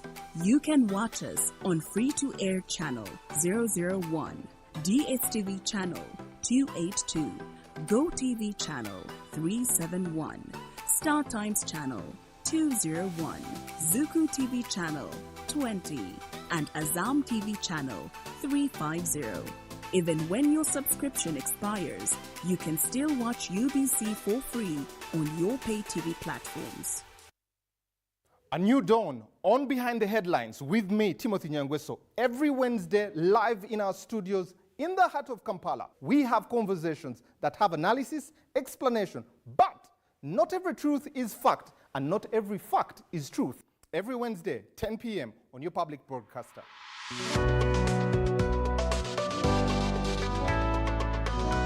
All on your public broadcaster, UBC, Inspiring Uganda.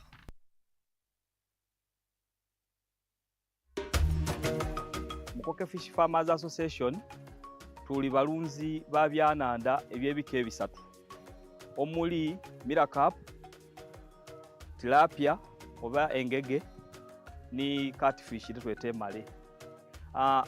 Group eno twatandika twali abantu basatu nga tulingirira obwetaavu obwebyenanda obw'obwiva eno okubona nti tufuna okasente akava mu maadi agali gatambula butambule nga gatubita ku wano ng'ekirabo. Twatandika ni fish pond ndala mu mwaka gw'e2018. Twebaza fisheries officer ni district ya Bugiri babanga batulagirira kusani fish farm ebwikwe inside day ndeyo twabanga tusobola okufuna kwetusaako obugege obwasooka era mu mwaka ogwali 2020 awo basobola okubanga batuwaayo ebyenanda emitwalo $40 okuva mu operation Wealth Creation era okuba yongerezaako emmere yatuweebwa okuva Uganda Poultry Breeders. Twasobola okubanga tusoloza akasente akawerera obukayire nga 42. Twasobola okubanga tubuinvestinga oba okubona nti twongerezaako ku bimu ku bintu bye tukola gano. Twebaza gavumenti yaife okubanga buli saawa efaayo okubanga efe eri Abanayuganda.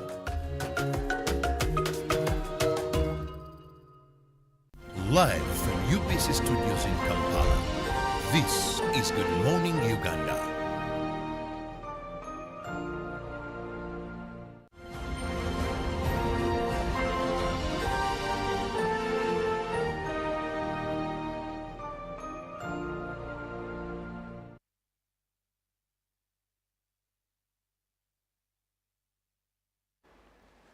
Well, good to have you here this particular morning, or good to have you glued to your national broadcaster this particular morning.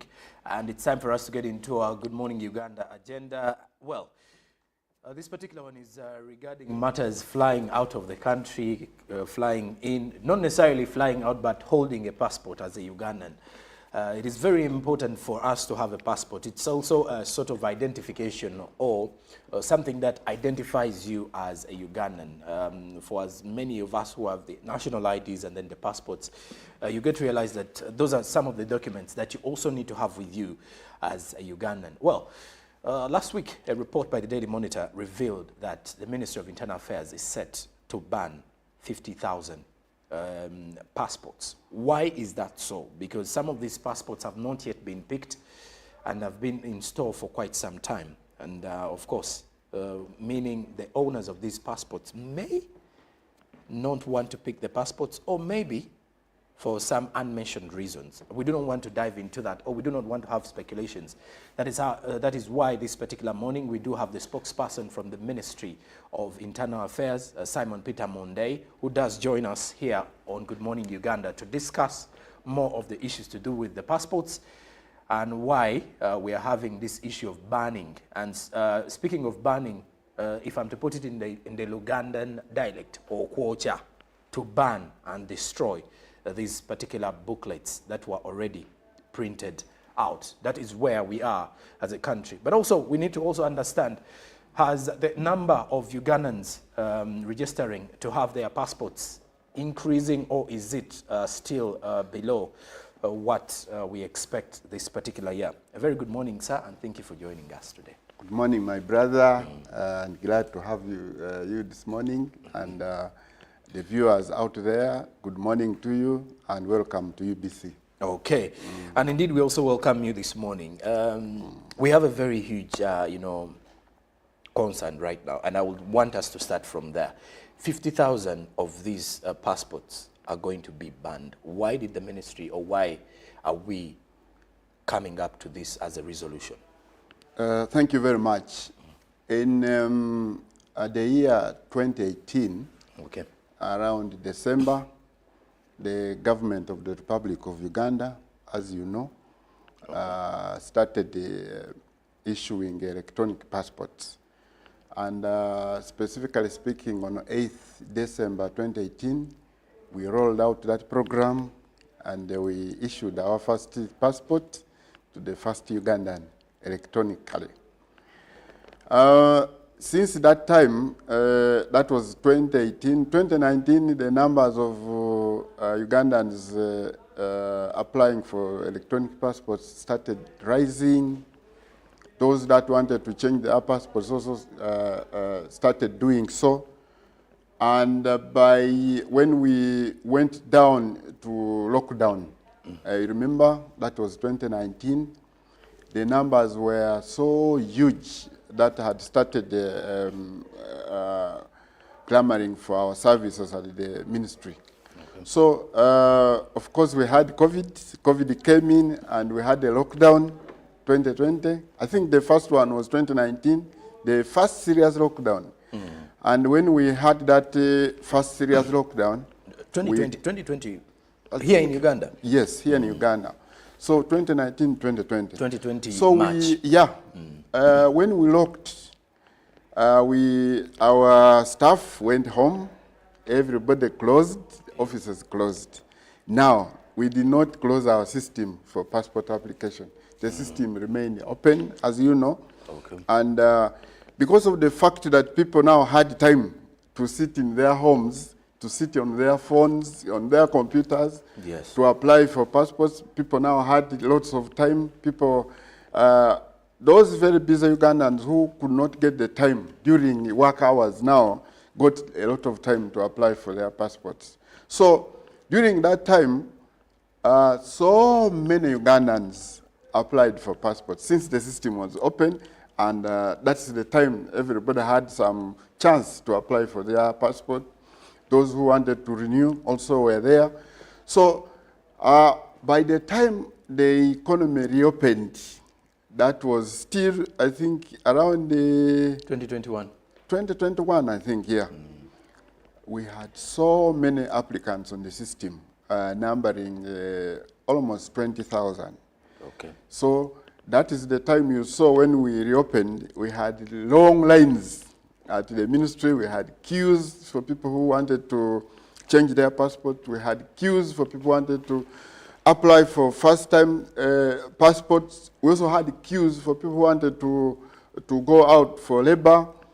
And remember, when we closed, people were not going out, so people had that thirst to go out for tourism, very true, for medical purposes. Increased. Yes, the numbers increased. Those who wanted to go for education. And also that time, there was a lot of demand for girls to go and work in Saudi Arabia, these maids. So we had huge numbers. That is the most difficult time we have ever had at the ministry. So we would find in a day we were working on about 3,000 people. So in essence, we were producing about between 3,000 to 3,500 passports. On a daily? On a daily. So that was a huge number.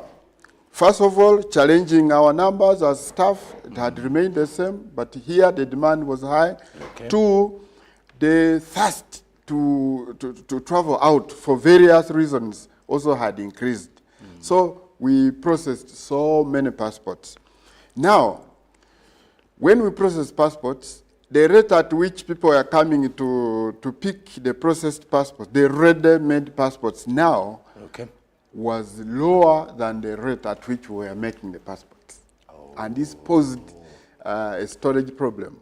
We would find in our storage, we have more passports being produced, churned out on a daily than the people coming to pick the passports. Because we would produce between 3 to 3,500, and people picking passports on average would be around 1,000 or between 1,000 to 1,500.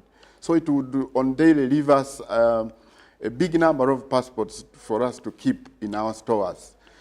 And we realized that when we saw the passports accumulating in our stores not being picked, we did do something.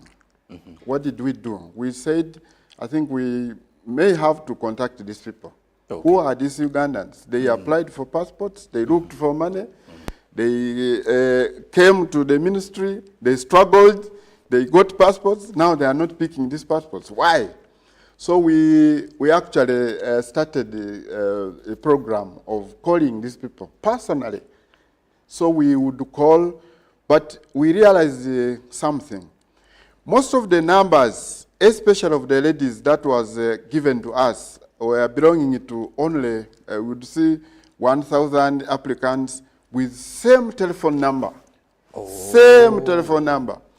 Meaning that the system sent messages to only one number. Then we realized that... Concurrently. Yes, concurrently. Realized that the people who are helping these girls to apply for passports, especially the labor export companies, were putting the manager's telephone number. So it's the manager who was responsible for taking their passports.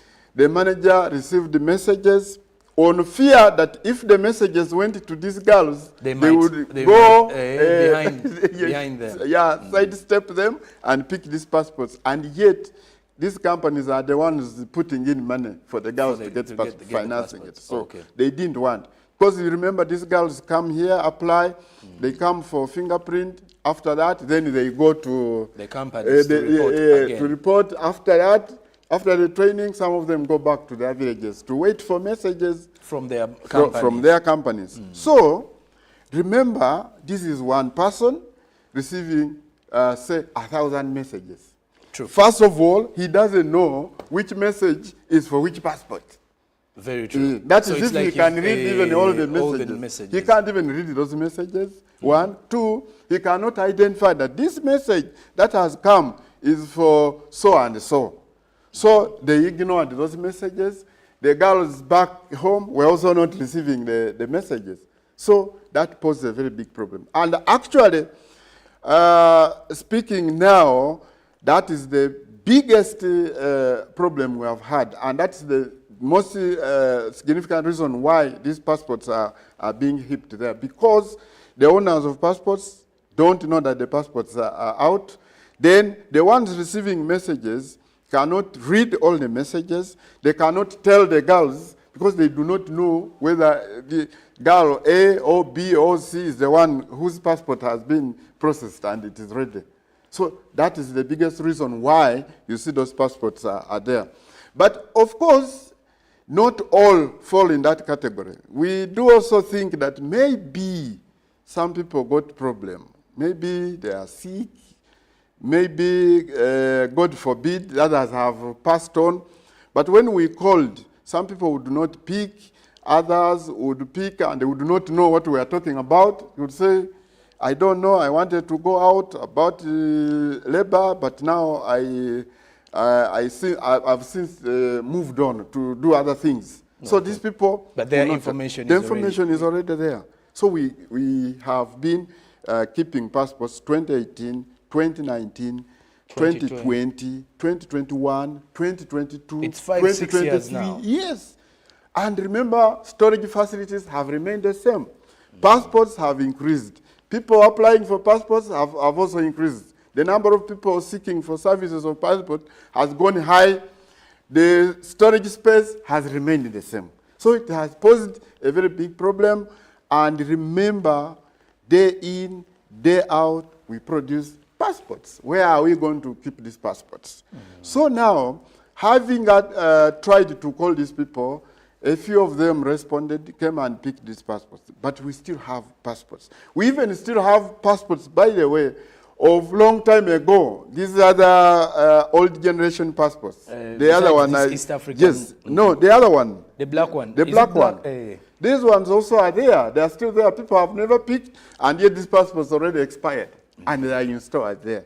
So you can see Ugandans, they apply for passports. They even pay for them, because you can't apply for a passport without paying for it. So you will pay for the passport, and you don't even bother to go and pick it. So I do not understand why. So I think some people, like I've explained, don't receive messages, because once the passport is made ready, the system conveys a message to the holder. But once the message comes and your phone is off, if your phone is off, the message will bounce back and it will not be sent. Even if you switch on your phone, you will not receive such a message.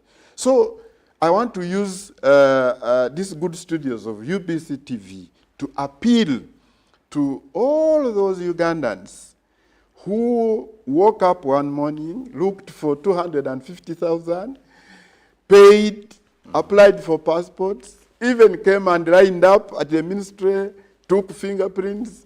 We had this passport processed and made ready to please come and check with us. We even have a call center now where you can call. If you are not sure whether the passport was ready or not ready, you can call our offices and we check for you if the passport was made ready or not. Then we also have passports that were received by these people who were returning during COVID time. These passports remained at the airport for purposes of tracing their ways because of COVID. Tracing contacts. You remember, you would return, but your passport will remain at the airport. Then why? Because if they found out that you have come and you are posing signs of COVID, then they would use the passport and other contacts to trace for you for purposes of having those people treated. So all of those ones are also there. We have about 2,000 of that category of passports. They're also there in our stores. We have them. Then we have these passports for these some companies returned passports. They, of course, registered the girls to go and work in the Arab world. But the business has since, I think, subsided and it is not doing well. So now, these people have asked these girls to take back their passports. But remember, these girls come from very remote areas and they have not picked these passports. We have that category also. They are about almost 10,000. Simon, so when you look at these numbers, 50,000 is really a huge number. You've talked about facilities, you've talked about the storage facilities, you've talked about the fact that some of, you've talked about some factors that led to the numbers increasing. My other concern is on reaching out to some of these people who have actually, had their passports kept with the ministry for a long time. What has been their response for those that you've happened to contact? Have they showed any interest in getting the passport? Or many of them think that they only need that passport for when they're traveling out? It is, it is very funny. People applied for passports, like I said, but you pick up a phone call. We even, after processing passports, you don't show up. Then for us, we get concerned because of storage space. Then we call you. Some people say, me, I am in the village. I no longer want to go out. So what's the use of a passport? Others just could put us off. Whenever they would hear we are calling from passport office, they just put the phone off. Others, if you, by the way, manage to come and pick their passports, then others would start questioning us. Don't ask me questions. Don't. I am the one who paid for that passport. I am the one who has decided not to pick. It is my money. You know, there's some lady we talked to, and she really was very funny. Yeah, she said, now, you know, Lwacho Kaida Kamla Ligotolite, was the money yours? It wasn't yours. I am the one who looked for the money. Okay. I paid for the passport. Now, do you want to force me to come and pick the passport? I am not coming. And she put off the phone. So those were the type of responses we were getting. For a fact, she was right in her own regard. Yes. But anyway, of course, that puts the ministry in really tight situations. But is this a move that you've already done, or you are going to ban them? Yeah, after trying to talk to these people for quite some time, we used all means. We one time we had used one media house, and we took them to our store, and I think they did a program live while looking at the heaps and heaps of passports. But as you know, we cannot publish people's private details. You know, it is against the law. So we cannot get these passports and read them off air, and then yes, you know, and also you can't only read the name, because if you are reading, you have to go to publish the name, date of birth. Yes, so that you can identify exactly. different Because people have similar names, so you cannot. So we were also, the law tied our hands. Then you're also supposed to even share an image where need be. You know, of course, that is again infringing on someone's privacy. So we were, our hands were tied. The only possible we could do this was to make a phone call, and privately we engaged these people. We even we took these passports back to the system. The system started again relaying messages afresh to these people, but we could not see most of them. The few who responded, of course, reluctantly, were able to pick their passports. Some people also who came, of course, when they came, they had made the mistakes in the details, given the fact that the people who were helping them fill online were managers of labor export companies, so they could not adequately avail the details, the correct details of these girls. So they would come, the details are not those they wanted, so they also declined to pick the passport because they think the passport does not belong to them. So all those categories of people. Let's look at the banning situation. If you can provide more detail on the security, that will be, you know, to ensure that at least information will not be shared during the banning process. Yeah, we contacted one of the government institutions that possesses an incinerator that actually handles destruction of security documents. We contacted them, and we actually wrote to them. They also wrote back. It is so funny that we are supposed to pay for the destruction of passports as a ministry, as a government, you know. We are supposed to incur a cost to destroy this. But we contacted a security government firm that deals in the destruction of security documents, because a passport is a security document. So it is not something that we will wake up one day, put up in the compound of the ministry and set fire. No, there are procedures. Because I also wanted to ask, does this align with the international regulations banning these passports, or us being in such a situation? Yeah, because it is banning or destroying security documents is provided for in the law. Even that's why you see even money. Once money becomes so old, there are procedures of having it banned, and then new bills are printed.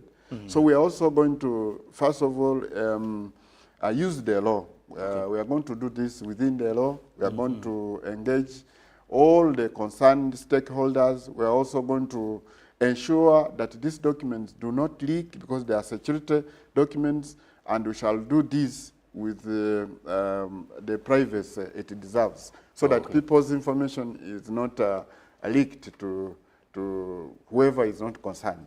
Okay, now looking at it from the aftermath of banning these passports, how will the ministry ensure that the process is more efficient so that we don't put ourselves in a condition of having to ban all these passports in the long run?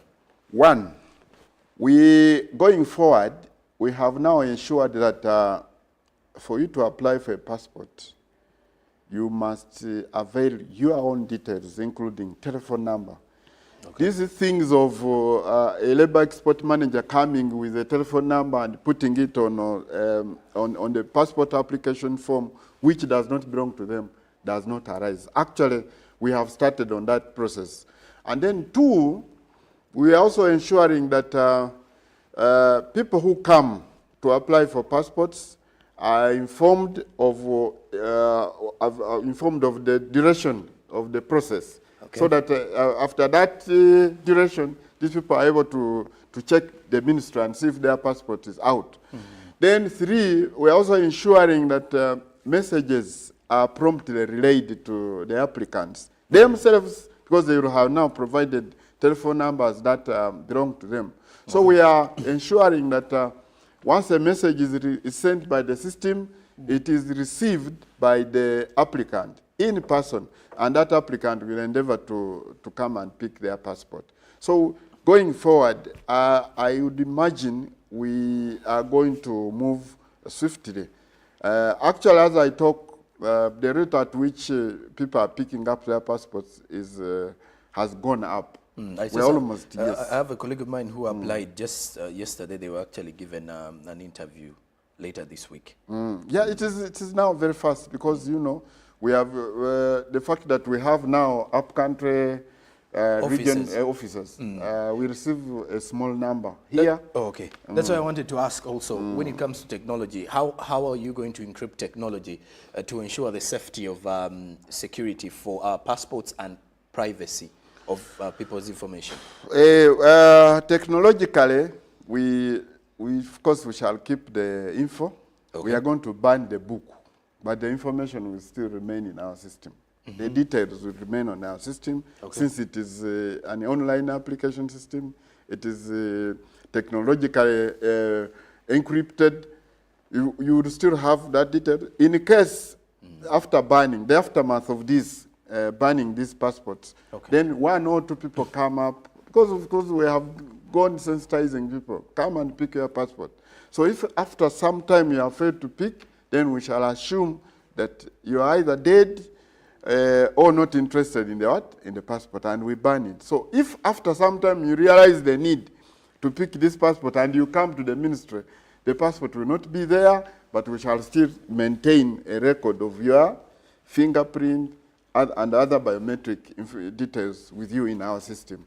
So technology is at work, and we are not going to, first of all, divulge the information in the system, and two, we shall ensure that the details in the system are kept and kept secret. So do we have an expected timeline of this process? Do we have a set date or, dates given for this banning process? We are giving Ugandans 6 months. We do believe that... with the count of this one or the coming month of May? Starting May. Okay. Starting, I think, tomorrow. Tomorrow is 1st May. Tomorrow is 1st May. So 6 months, that will be by end of the year. That's November, December. So if by December, really, you have not come up, despite all these calls, despite all the effort we have put in, you have not picked your passport. It's actually by the by the start of November. November, yeah. We think that you really don't need that passport. But we have also a problem that some people apply for passports just by impulse.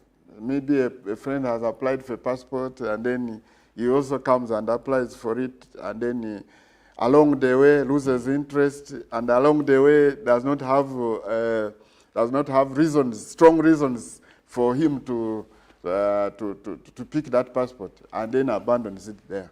So if you come up after November, that's the end of this year, 2024, and the passport has been banned, you don't blame us, one, because we have made all efforts to you to come and pick your passport. We have appealed to you severally. We are using several media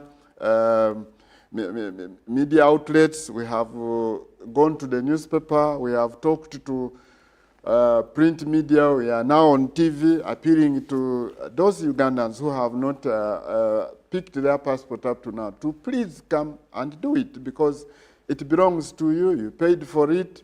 Okay. And there's no reason as to why we should keep your passport when the owner is there. All right, let me get through some comments coming in from our dear viewer this morning, real quick. This one says, good morning. I would like to renew my old passport with the new one. Thanks for the program. Someone will give you details on how you can renew quickly. And then the other comment is, good morning, UBC. Why would a Ugandan trying to apply for a passport be denied the service by being told to come back so many times without being told what the problem is after taking their fingerprints? Which passport is valid? Because I had new features were being included in our new passport. This is Alan in Kampala. Thank you very much, Alan. Simon is going to reply to you as well. Then this one says, good morning, Uganda. Thank you, UBC, for the program. I want to ask some questions. I have the old passport, not the digital. How can I dispose it? Is it possible to bring and process a new one at a reduced cost? This is Ogwang David Cosmos in Abim district. Thank you, Ogwang. Then I have this one says, hi, good morning. If my passport is of the old type, not this new one, is it still valid and am I able to use it, or should I go and get a new one? You didn't leave your name, but thank you very much for sharing. This one says, hello, good morning. This is Hosea from Ajumani. My question is, why does the government opt for recycling of those passports as opposed to banning them, owing to the fact that 50,000 pieces of passports is a bigger number that can be recycled into other products like cartons and toilet papers or other paper materials? Thank you very much for that. So it says, good morning, UBC. Why would they? Oh, I've already gone through this one. All right. Let's start with those the first one wants to renew a passport. Yes. It is very easy.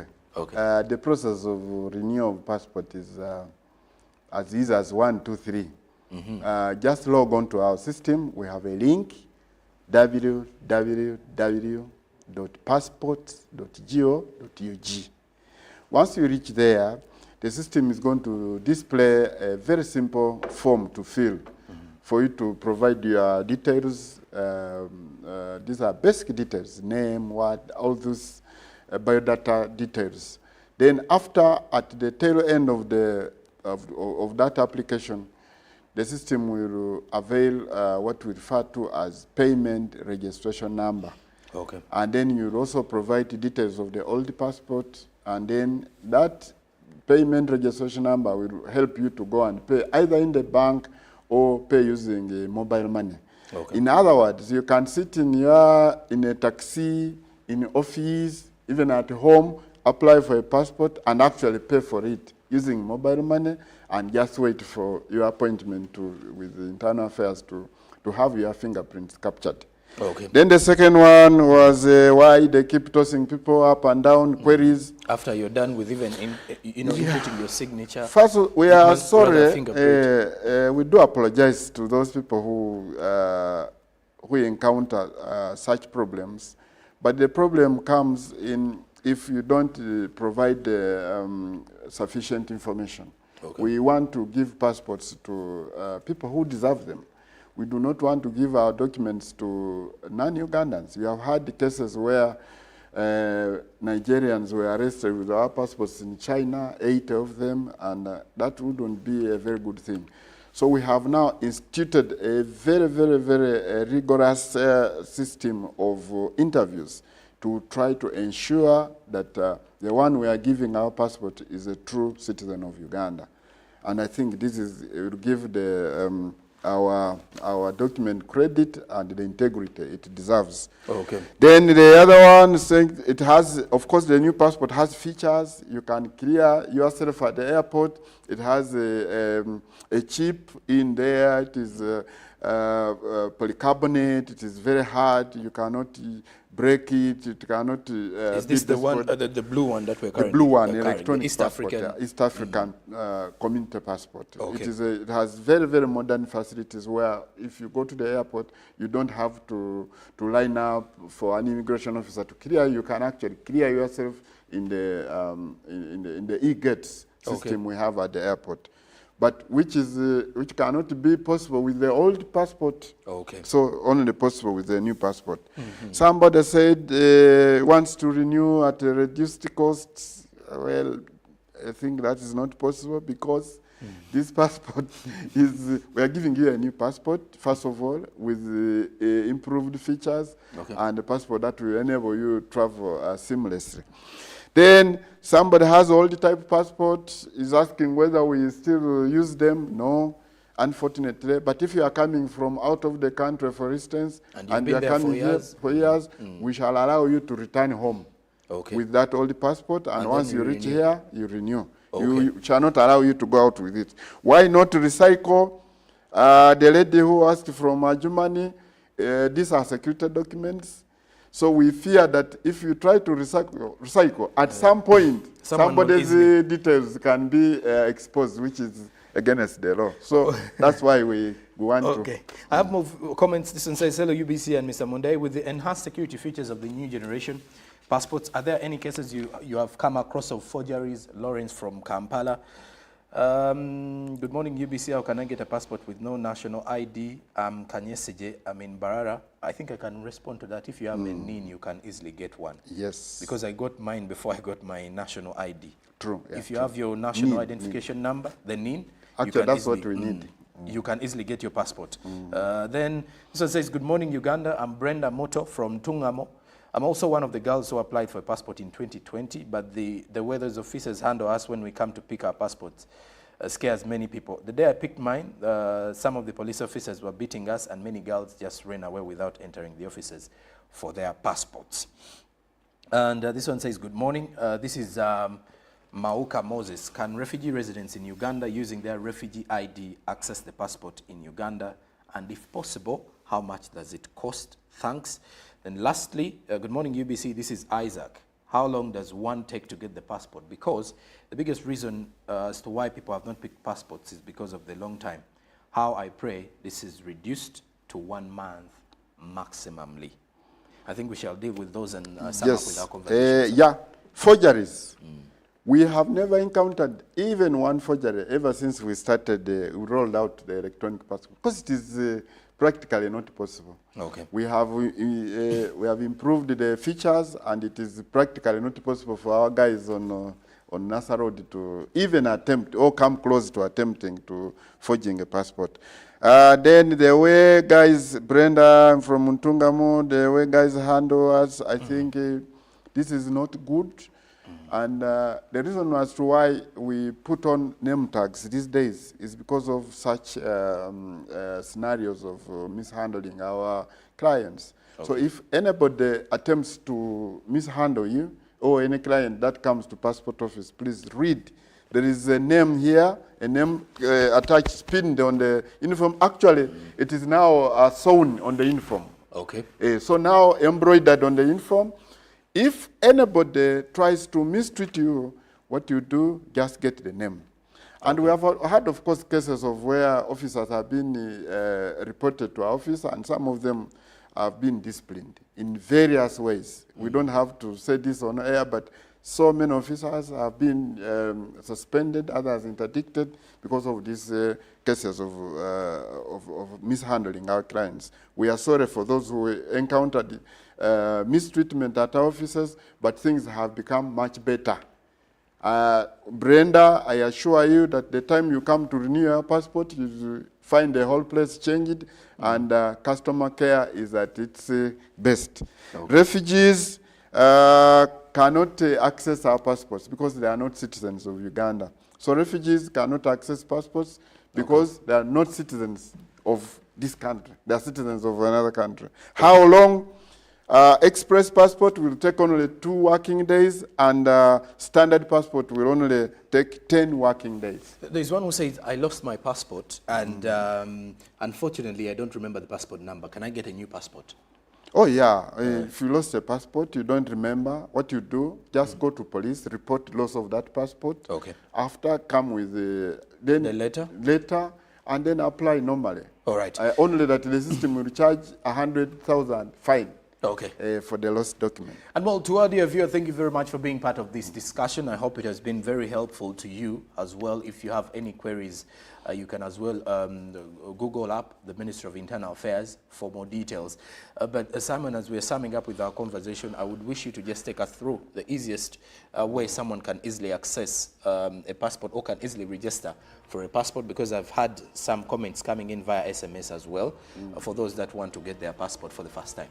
Yeah, I want to thank Ugandans, first of all, the people who apply for passport. They have learned the system so fast.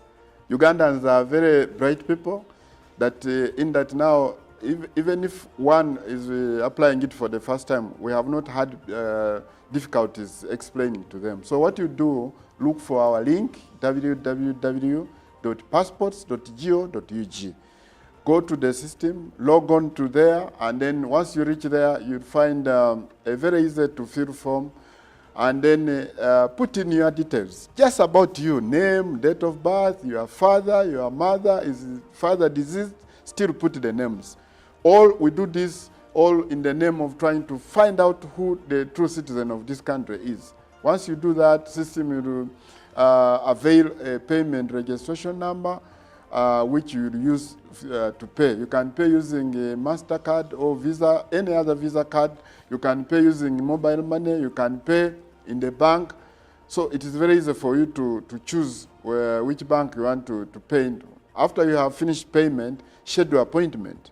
The system will avail a calendar with free days. There are free days. It will let you know these days are occupied and these days are free. Choose a free day of your convenience, and on the scheduled date and time, come on time, at least 30 minutes before time. You'll find your seat reserved for you, and the officer to work on you, ready waiting for you, and we shall gladly handle you. And that time, we shall ask you a few basic questions just to compare what you filled in the on the online system and what you are telling us at that particular moment. How can someone, just one more comment in 30 seconds. Yes. Rachel from Kampala says, how about us with deferred passports? How can we be helped? Well, now Rachel there are reasons why they defer passports. Okay. They defer maybe to provide the parent if you cannot answer those basic questions. They say go and they cannot defer a passport without giving you a reason. Okay. So Rachel should call our officers and ask for a reason if she is not aware of the reason. Or indeed come to room 29 and the reason will be available to her and we shall be able to help her. All right. Thank you very much for your time. Thank you too. And to our dear viewer, I hope that has been very helpful to you in your regard, for those who have sent in their comments. And I'm saying so many are coming through, but I do hope that what has been shared here in regards to the responses has been very helpful. Our conversation does end here. Coming up now on Good Morning Uganda is GMU Sports with Ruben Pima. Good morning.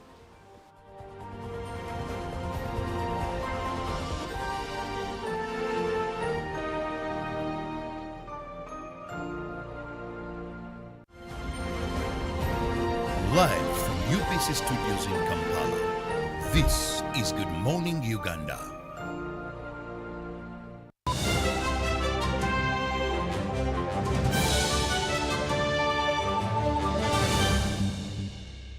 Was brought to you by Just a corporate loan of 200k to stock on my shop.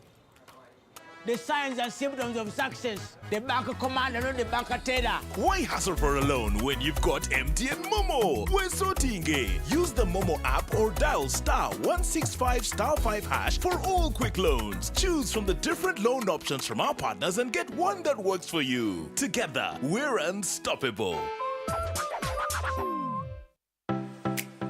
UBC is the national public broadcaster. We educate, inform,